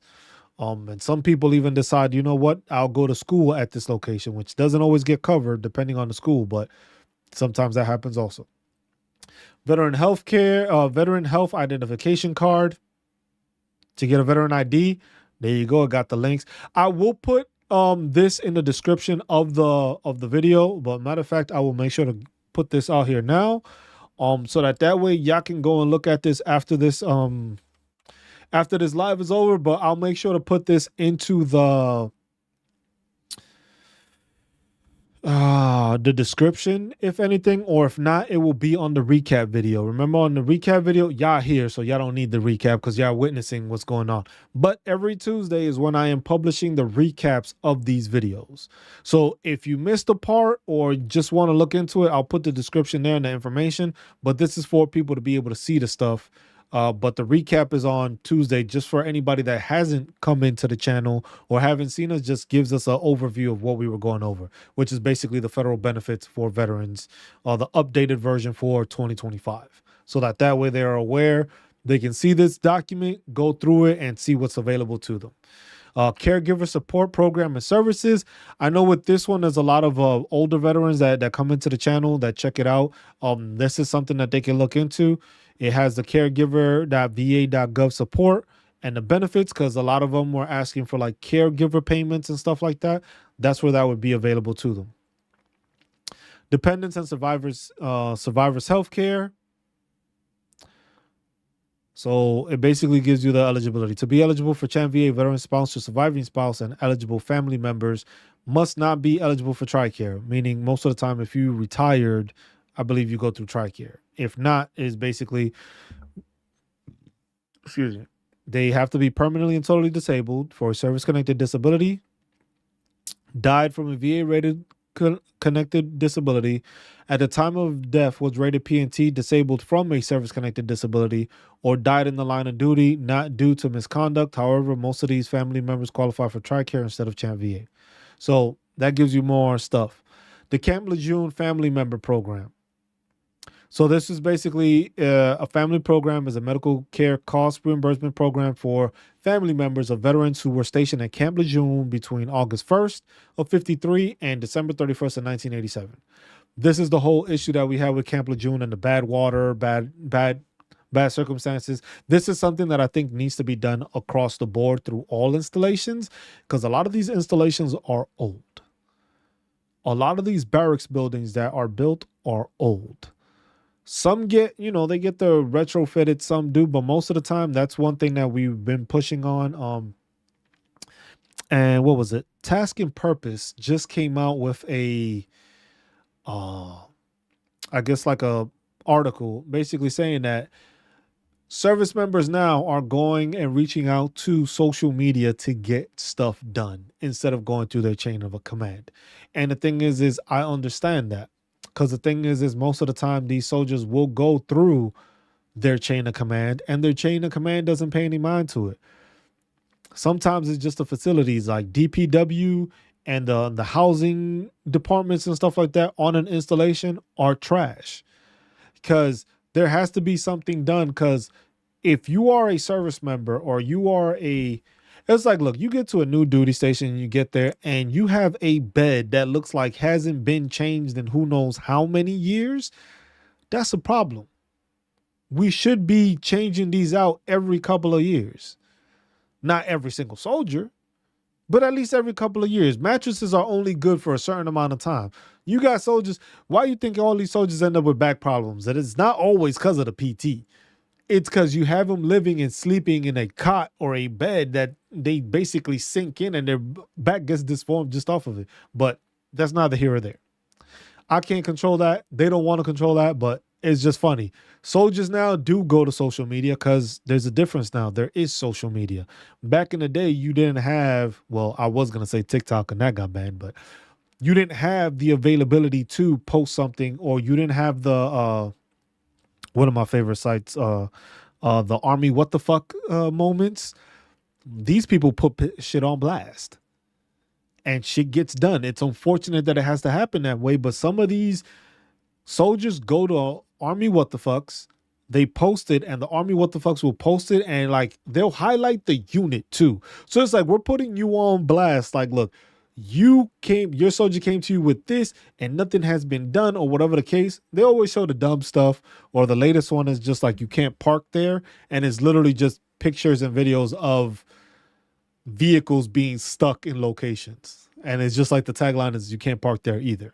But it's a good website. I know the other branches probably have it, but that's what I go to. But that's how in the Army a lot of people got stuff done. I even went through there at one point to assist a fellow soldier that I served with in my first duty station at Riley, and she was in Hawaii. Went through some issues, and I did that. I was on Army What the Fucks once. I was on Army What the Fucks once. And that was, I don't want to say it, but it was because of drinking. It wasn't nothing bad. Basically, what we did was we posted everything. Like, it was like maybe like 6 of us, but we all purchased different alcohol. And this was like, this is what we are drinking on. And we just put it all on the table and took a picture of it. I don't know who sent it to Army What the Fucks, but Army What the Fucks was just like, drink safely. And it gave us like the safety brief. I think they posted like the safety brief, but that was just like, don't do this, don't do that, because of all the stuff we had basically lined up. Because it was all sorts of stuff. It was just like beer, vodka. Then you had like German stuff. And it was just like a whole bunch of stuff. Fun times. That was good. Okay. So that was surprising when I made it. It was just like, hey, that's my picture. I was like, what the hell am I doing here? And then some people were just like, yep, that looks like Germany barracks. And I was just like, indeed it was. Indeed it was. Okay, so this section is non-healthcare. I don't know how long this section is. We may go through this. Okay, cool. So we'll go through this and we'll probably just end it on that for the non-healthcare benefits, because the next one is the VRE program. So that will probably be what we do either next week, or we will do that on whenever we pop up streams. Just also a notification. I start school again this week. So I am formulating a schedule to try to get stuff to y'all, talk to y'all, chat with y'all, and stuff like that, and still do these while at school. It's my last semester for my graduate degree, so I need to lock in. So it may take some time away from here, but once I graduate in May, then it's all full-fledged veterans awareness. But just wanted to give a notification that these next couple of months, you may see a lot of me if there's not a lot of workload, or you may see less of me when it comes to a lot of workload. So that's being added there. We also want a little while on Twitter for a ride controller. Oh, okay. Yeah, that was just like a highlight for us. Our unit was there a bunch of times. I was just like, this is my picture. It was just like, that was just like, this is my picture. And I was just like, that was the surprising part. But our unit was there for a lot of times and it wasn't good. Germany was always on there, or our unit was always on there for the wrong shit. And it was just like constant. It was just like part of the reasons I was like, I can't do this. I should have stayed though, because I would have became an instructor. If I would have PCS'd, I would have gotten my E7 and I would have gotten an instructor job, and I would have been cush for like 3 years. Just being an instructor. And I would probably been looked at for Master Sergeant after that point, but that's neither here or there. I'm enjoying what I do. I enjoy the fact that I get to speak to veterans, hang out with veterans, educate veterans. So I appreciate that. So we do what we can. We assist while we can. This seems to be a calling for me, so I'm glad I started doing it. I'm glad I got out when I got out. I'm glad I've been able to take care of my family, been able to be around my family. I was in Graph. Um, so it's something that I've enjoyed and I've been able to do, but I guess maybe this was the calling. I've always been the person that was always teaching. I was always teaching while in thing, master driver, chem, everything was there. I was just like, I was if you were in Camp Aachen, man, I feel sorry for you. Camp Aachen, that place was terrible. And then you had that one little shopette that was like, yes, yeah, I still have to walk a pretty decent amount to get to. Yeah, not a fan. Not a fan. I was in the barracks though. I was good. That was good. Yeah, if you were on rotation over there, that shit was terrible for you during the winter, during COVID. That was bad. But all right. Non-healthcare benefits, disabled veterans. So for non-healthcare benefits, disability compensation. Disability compensation is a tax-free monetary benefit paid to veterans with disabilities that are a result of a disease or injury incurred or aggravated by active duty service, to include physical, mental health conditions resulting from MST. The benefits amount and graduated according to the degree of the veteran's disability. We already know this. 10% increments, stuff like that. To be eligible for compensation, a veteran must have been separated or discharged under conditions other than dishonorable. So remember, that's how you can get benefits. Monthly disability compensation rates vary based on the degree of disability and the number of eligible dependents. Veterans with disability ratings of at least 30% are eligible for additional allowance for dependents. So that's on there. Can you speak about DBQ will not be public access? Holly Starks. All right. So, okay. Let's this is okay. I'm gonna highlight this one. So, can you speak about DBQs will not be public access? So, Holly, what I want to tell you is, and this is for all veterans, not all DBQs will be eliminated. It is not all DBQs.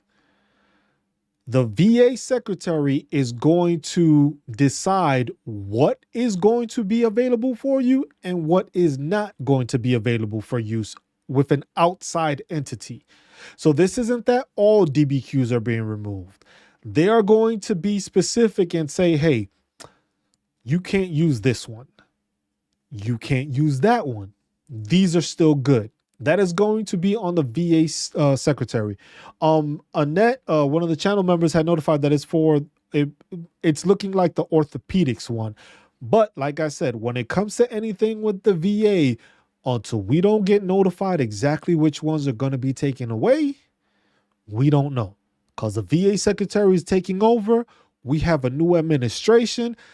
This was something that was put into the law, which was the benefits. Let me see what it's called. I'll tell you right now exactly what it's called because I have it saved. This was under S.2513, the Veterans Benefits Improvement Act of 2024.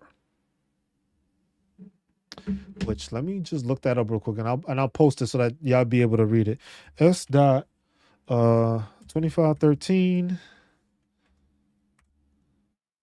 because I have it. There we go. So here you go. You'll be able to read this, and this is basically the explanation of it. So this is what it has here. And it says improvement of provision of medical disability examinations by contractors. Report on improving reimbursement for travel. That's one thing. Communication by non-department providers providing medical disability examinations with individuals and organizations designated for preparation, presentation, and prosecution of claims. Is it that one? I think it is that one. Oh no, here it goes. Improvement of publication of Department of Veterans Affairs disability benefit questionnaire forms, including except all disability benefit questionnaire forms available to personnel of the Veteran Health Administration and cover non-department providers for the completion of examination with respect to the medical disability of applicants for benefits under law by the secretary before the thing, by adding at the end of the following new paragraph, the secretary may exclude from publication under the clauses any form described in subparagraph B of this paragraph that the secretary determines could not reasonably be completed to a clinically acceptable standard by someone not an employee or a contractor of the department. A form described in this subparagraph is a form that was available or in use at any time after the date of the enactment of the Veterans Benefits Improvement Act of 2024 and has not been published under the and then it says the secretary shall include on the same internet website as the website on which forms are published under paragraph A, list of forms that have been excluded from publication pursuant to subparagraph A, and for each form, a justification for the exclusion of the form from publication. The link to that, got that here. That's this page, which I'll give you this. Maybe you can bookmark this into your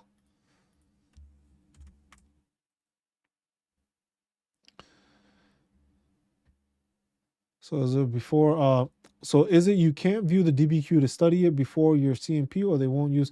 You can use the DBQ because the DBQs are available there. You can go to the website too. On our website, it has it. So Vetawarenessproject.com. You can obtain them from there too. So if you go here to our website, there's our website. Go to resources, disability benefits questionnaire. And here's the listing of them.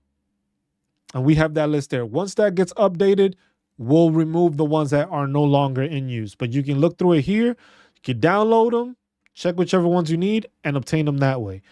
But basically, off of that bill or that act that was implemented, this site will tell you what was removed and why it was removed. So that way there's no thought process as to all DBQs are being eliminated. So that's one thing to keep in mind. Not all DBQs are being eliminated. Specific ones will be removed. They will notify us of which ones will be removed. You're welcome, Holly. So that's the one thing. The DBQs are a very important document that you can look into, and it can help you see the different disabilities that fall under the same condition you are looking at. So you may be diagnosed with one thing, but it could be multiple issues that you need diagnosis with. So like, let's say with your back issues, you can have a cervical strain, you can have degenerative disc disease, you can have a dislocated disc. Those are three different claims that came from the same thing, but you can file them as three different things. Excuse me. So that's something you need to pay attention to, and that's an easy way to look at it. It's just like, okay, this is a benefit towards me, because now it shows me and it shows my medical provider what I can use or what I may also be able to be diagnosed with the issue that they are seeing me for. So that way it takes care of that. But like I said, you can check the link on the top, Vetawarenessproject.com, and it has the stuff there. The list is there also for the DBQs, but that's how you go about it. This is straightforward. Oh, here it goes. For that question earlier, are eligible for additional allowances for dependents, including spouses, minor children, children between the ages of 18 and 23 who are attending school, children who are permanently incapable of self-support because of a disability rising before age 18, and dependent parents. This is the BDD program. So basically, if you are active duty right now and you are getting out, this is something you want to pay attention to, and this is something you want to look at. The Benefits Delivery at Discharge program allows transitioning service members to apply for the disability benefits prior to separation. I went through this program. This is how I was able to obtain the information, and I wouldn't say obtain the information because the information was there, but I didn't get everything I needed, but it allowed me to have something prepared by the time I was out. So when I got out, I had all this stuff in there. Said T-Box 5. Oh, he clocked it. We should be, I might go a little over. I'm just going to finish this section of it and then we'll go from there. But because the VRE one, that's a different thing, and that's a very essential topic, or I just might make it a video, a separate video just explaining the VRE so that way people have it, and I'll just go over it that way also. 100% different than P&T. Yes. So you have 100, there's 4 different types of 100%. There's the scheduler 100%, there's the temporary 100%, there's the TDIU, the unemployability 100%, and then there's permanent in total. So for the explanation of that is,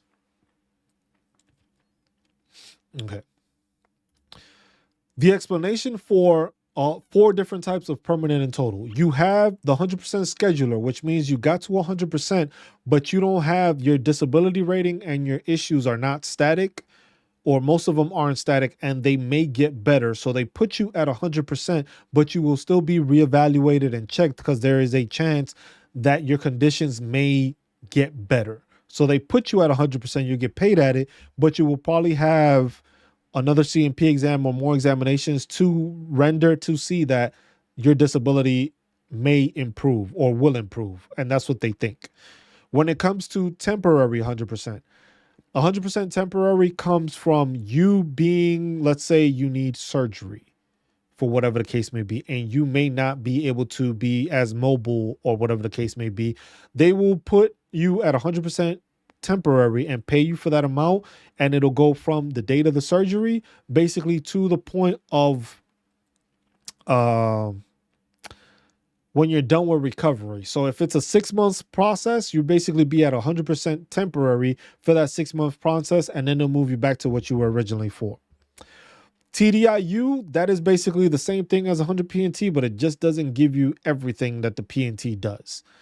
That one is because you have a rating of at least 70 or another one that's a 40, and it renders you the inability to be employed. So you are filing for that, you're going through that process, and then you are still getting paid at the 100%, even though you don't have 100% disability.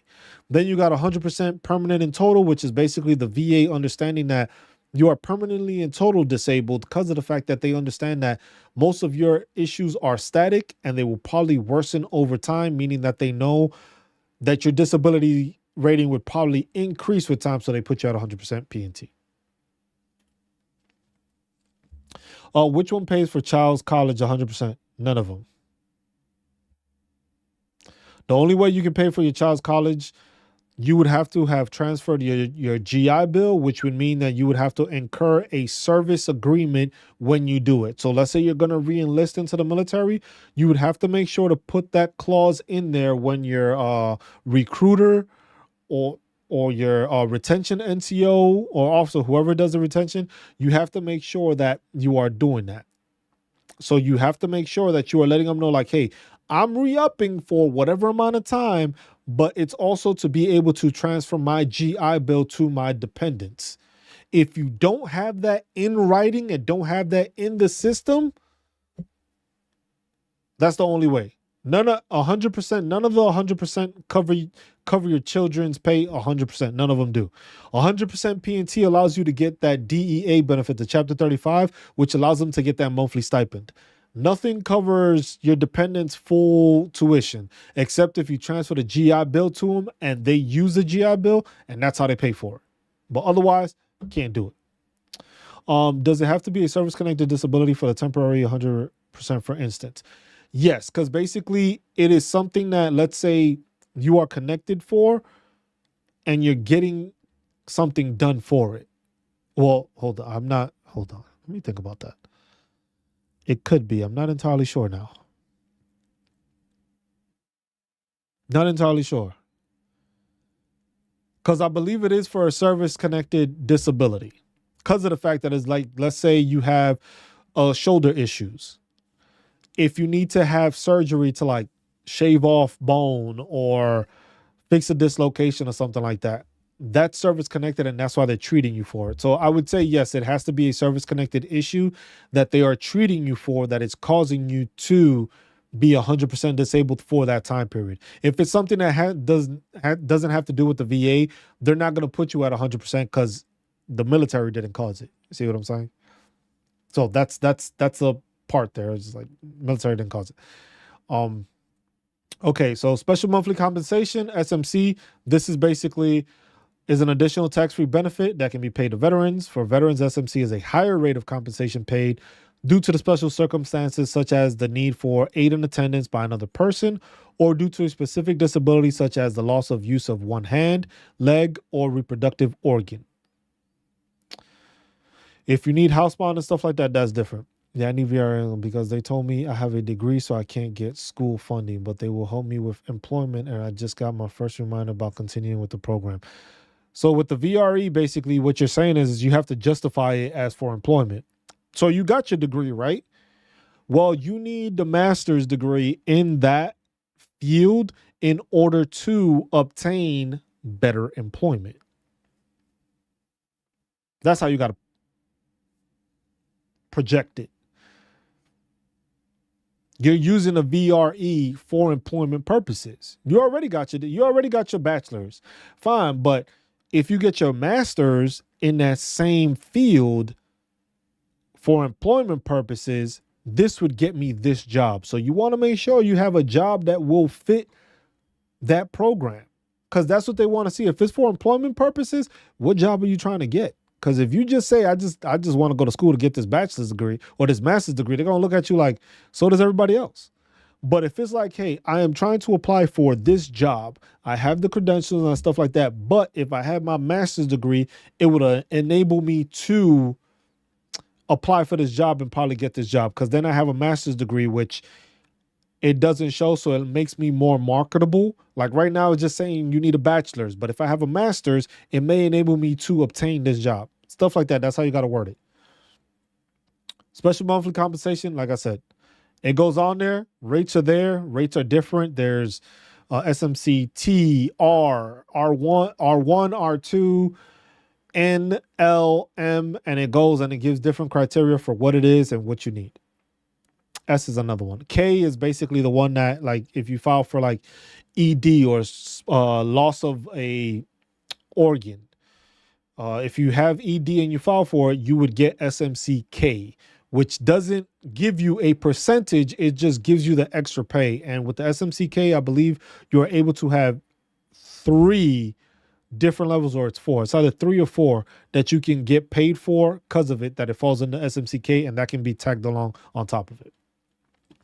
Adoption expenses reimbursement. Covered veterans may request reimbursement up to $2,000 per adopted child for qualifying adoption expenses incurred by the veteran in the adoption of a child under 18 years of age, which a lot of veterans don't do that. So if you go ahead and adopt a child, you can get reimbursed for some of the like legal fees that it goes with it. That they may be reimbursed includes an adoption by a married or single person, an infant adoption, an inter-country adoption, and an adoption of a child with special needs. And it explains that. It says, who is a covered veteran? A covered veteran means a veteran with a service-connected disability that results in the inability of the veteran to procreate without the use of fertility treatment. Service-connected disability that results in the inability of the veteran to procreate without the use of fertility means, for a male veteran, a service-connected injury or illness that prevents the successful delivery of sperm to an egg, and for a female veteran with ovarian function and a patent uterine cavity, a service-connected injury or illness that prevents the egg from being successfully fertilized by sperm. So that's the justification there. Oh, it covers the clothing allowance here too. So automobile allowance. Beginning October 1st, 2023, service members and veterans may be eligible for a payment of $25,603.02. Why the 2 cents? I got no fucking idea. Why can't you just round that shit to like 25,603? You really gonna give somebody those 2 extra cents? Whatever. Okay. Toward the purchase of an automobile or other conveyance if they have certain service-connected disabilities. Effective January 5th of 2023, VA may provide or assist in providing an additional automobile or other conveyance if more than 30 years have passed since the veteran or service member most recently received VA financial assistance to purchase an automobile or other conveyance. So basically, if you are wheelchair bound or you need if you need assistance, like basically those vehicles that they have the little lift attached to it, you may be able to have one of those purchased, depending on how it is, because those tend to be pricey, but it's an allowance. So if you get that vehicle, or it says that they may be able to pay for it, but it's certain restrictions. Clothing allowance. Any veteran who has service-connected disabilities that require prosthetic or orthopedic appliances may receive clothing allowances. The prescribed device must cause wear and tear to the clothing. This allowance is also available to any veteran whose service-connected skin condition requires prescribed skin medication that irreparably damages their outer garments. To receive an entitlement decision, an application must be received by August 1st of the benefit year you are claiming, like we explained earlier. To apply for a recurring continuous annual payment, contact the prosthetic representative at the nearest VA medical center located at find locations, and this is the compensation for it. Additional benefits for eligible military retirees.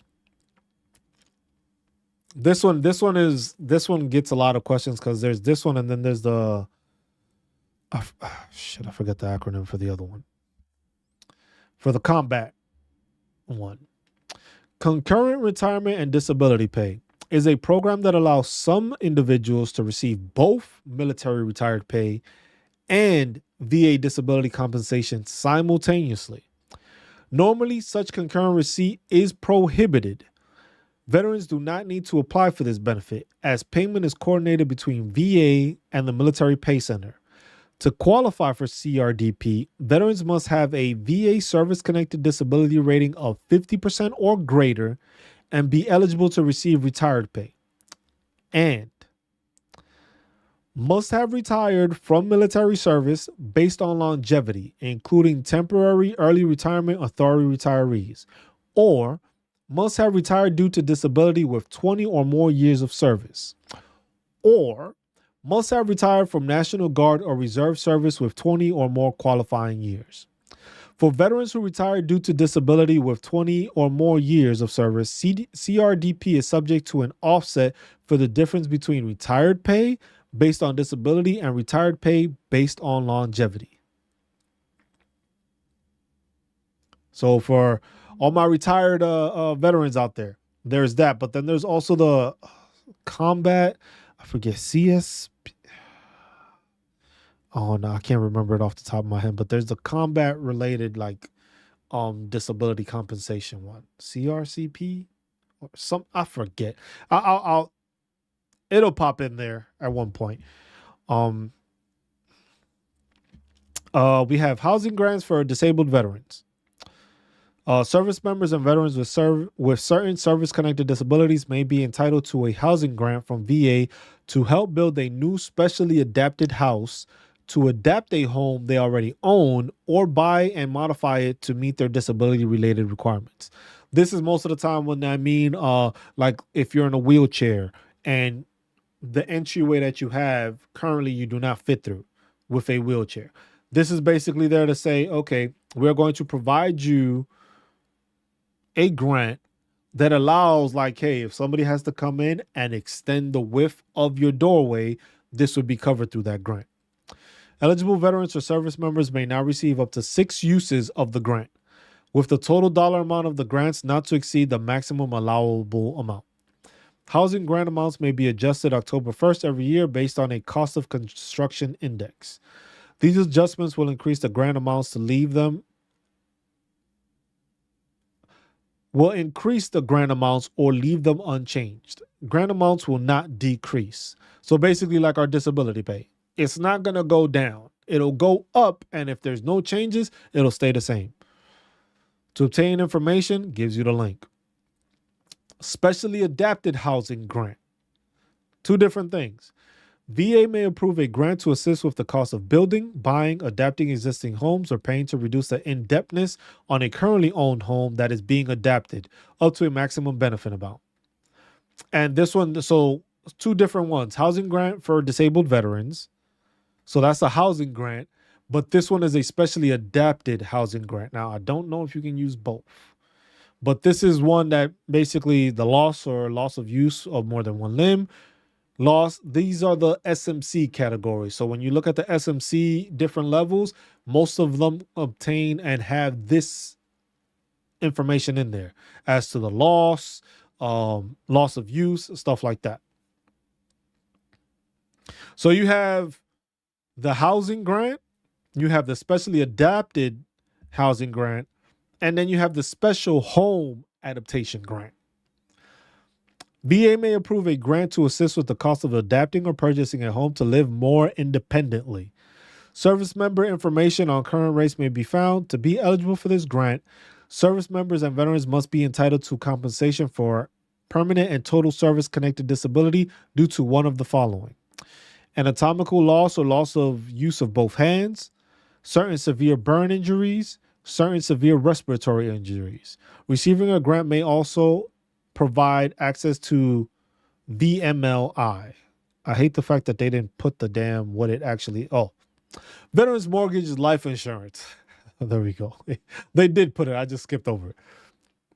So you got the temporary residence adaptation, which is eligible veterans and service members who are temporarily residing in a home owned by a family member may also receive a temporary grant to adapt the family member's home to meet his or her specific needs. So basically, if you live in another home or somebody else's home and you can't fit a wheelchair through there, you can try to apply for this to see if they can retrofit or widen those doorways in that home. Supplemental financing. Veterans and service members with available VA home loan guarantee entitlement may also obtain a guaranteed loan to supplement the grant to acquire a specially adapted home that has already been adapted. And then it goes into the VRE program, but we'll leave that for the next one. Yeah. So the VRE program, the Veteran Readiness and Employment, used to be the Vocational Rehabilitation and Employment Program. So for most people, they still know it. A lot of older veterans sometimes say it that way, and I'm just like, no, you got to remember it's changed. The name has changed. So when you say that, you got to remember that. But, okay. Let's see. Is it running more choppy because I have both instances thing? Okay, so we'll just end it on this because for some reason,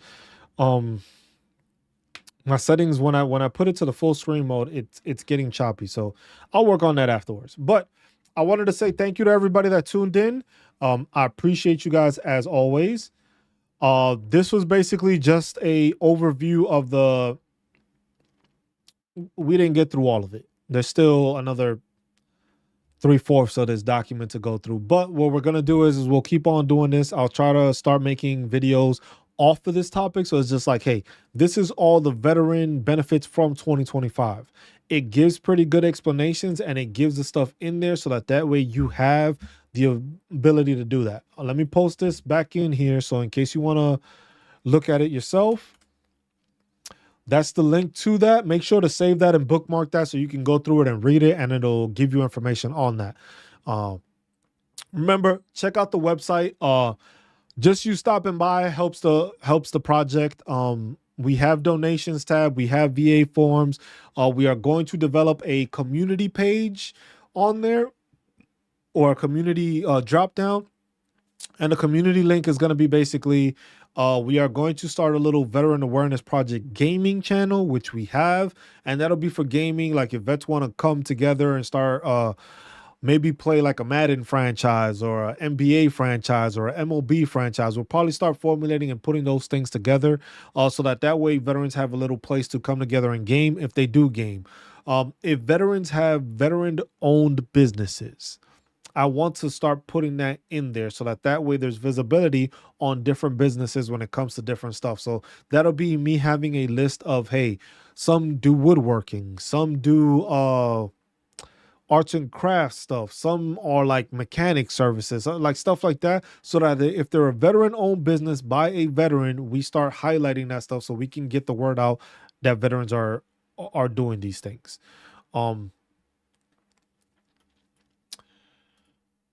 Besides that, I don't think we have anything else to cover. We went through this. We spoke on the website. Always want to say thank you to everybody that tunes in, all the people that have joined as members. I appreciate you all. Everything you do helps grow this channel more, and I appreciate you for that. It's always a good thing, even if it's what is it, rubies? I think now that they added onto YouTube, which is trying to be like Twitch for like little smaller donations. It's all appreciated. It all goes back to funding the website, being able to do this, being able to buy the equipment and the stuff that I use in order to provide these.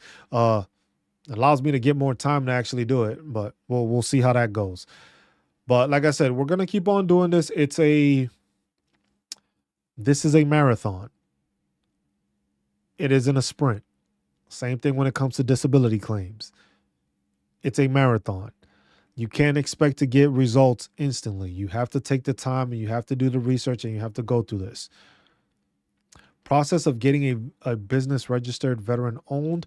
I'm not sure about that one. That one I have to look into. Because shit, I need to do that for this. So I need to do that one for this so I can register this one as a veteran owned business. So that one I would definitely look into that. But yeah, as always, if you got questions, comments, leave them on the workshop. Leave them on the workshop. Or if I do on the video recap on Tuesday, if you come up or think of anything, CLC, Annette, CLC, acronyms, my brain. What is CLC? But it's just like any stuff like that. Just leave a comment in the recap, so that way I know. Even if it's we'll start putting more community posts in there, and a lot of those posts are for just like general questions that will educate veterans. But if you have a question or something, put it on those posts also. Leave questions wherever you can leave a question at, so that way it gives me a notification of a new comment. I can go and check it out, and then I can put that down on the list as like, hey, this is something that people are interested in covering, or this is something that people need an answer. I will get the information. I appreciate you, Annette. So that's stuff that's there. And see, when you have a community like this, Annette, one of our members, it's a community of building veterans to work with each other and assist each other. And that's the whole purpose of this, is to bring awareness, guide you to the benefits. But like I said, it's not only disability compensation, it's entitlements, it's benefits, that some of the stuff that we know we went over, some of the stuff that most people don't know they can claim, or some of the stuff that they have access to that they don't know. That's the whole purpose of this channel, is to make sure to guide people to that, because at the same time as I'm guiding you guys help assist guide me, because y'all tell me about new things and it's just like, oh, okay, I didn't know about, let me go look into this. Or you ask a question, oh, let me look into this so I can get them an answer the next week when we do the workshop. It was like, hey, remember you asked this? Here's the answer I got for you, and stuff like that. So that way is building knowledge, and that way we can spread that knowledge throughout all veterans, and also assisting active duty service members that are getting out of the military, to make sure we can take care of the stuff that they do. So that's always one of the big importances of this. So we got to keep doing that. So as always, be good to one another, take care of one another, look out for one another, and love one another, and stay marvelous while doing it, y'all. I'm just Cruz. This is the Veteran Awareness Project Workshop. We're going to call it a day. Make sure to get your tailgate stuff ready, get your gaming stuff on, get your gear on, and enjoy the rest of your Sunday. Some of y'all got the day off tomorrow. Enjoy that. And we will see y'all definitely next Sunday. If not, like I said, we'll do some pop-up streams throughout the week. It may just be a check-in off of my phone, but we'll start doing that more often. I appreciate y'all as always. Take care. Love y'all. I will see y'all next time. Cruz signing out. Peace.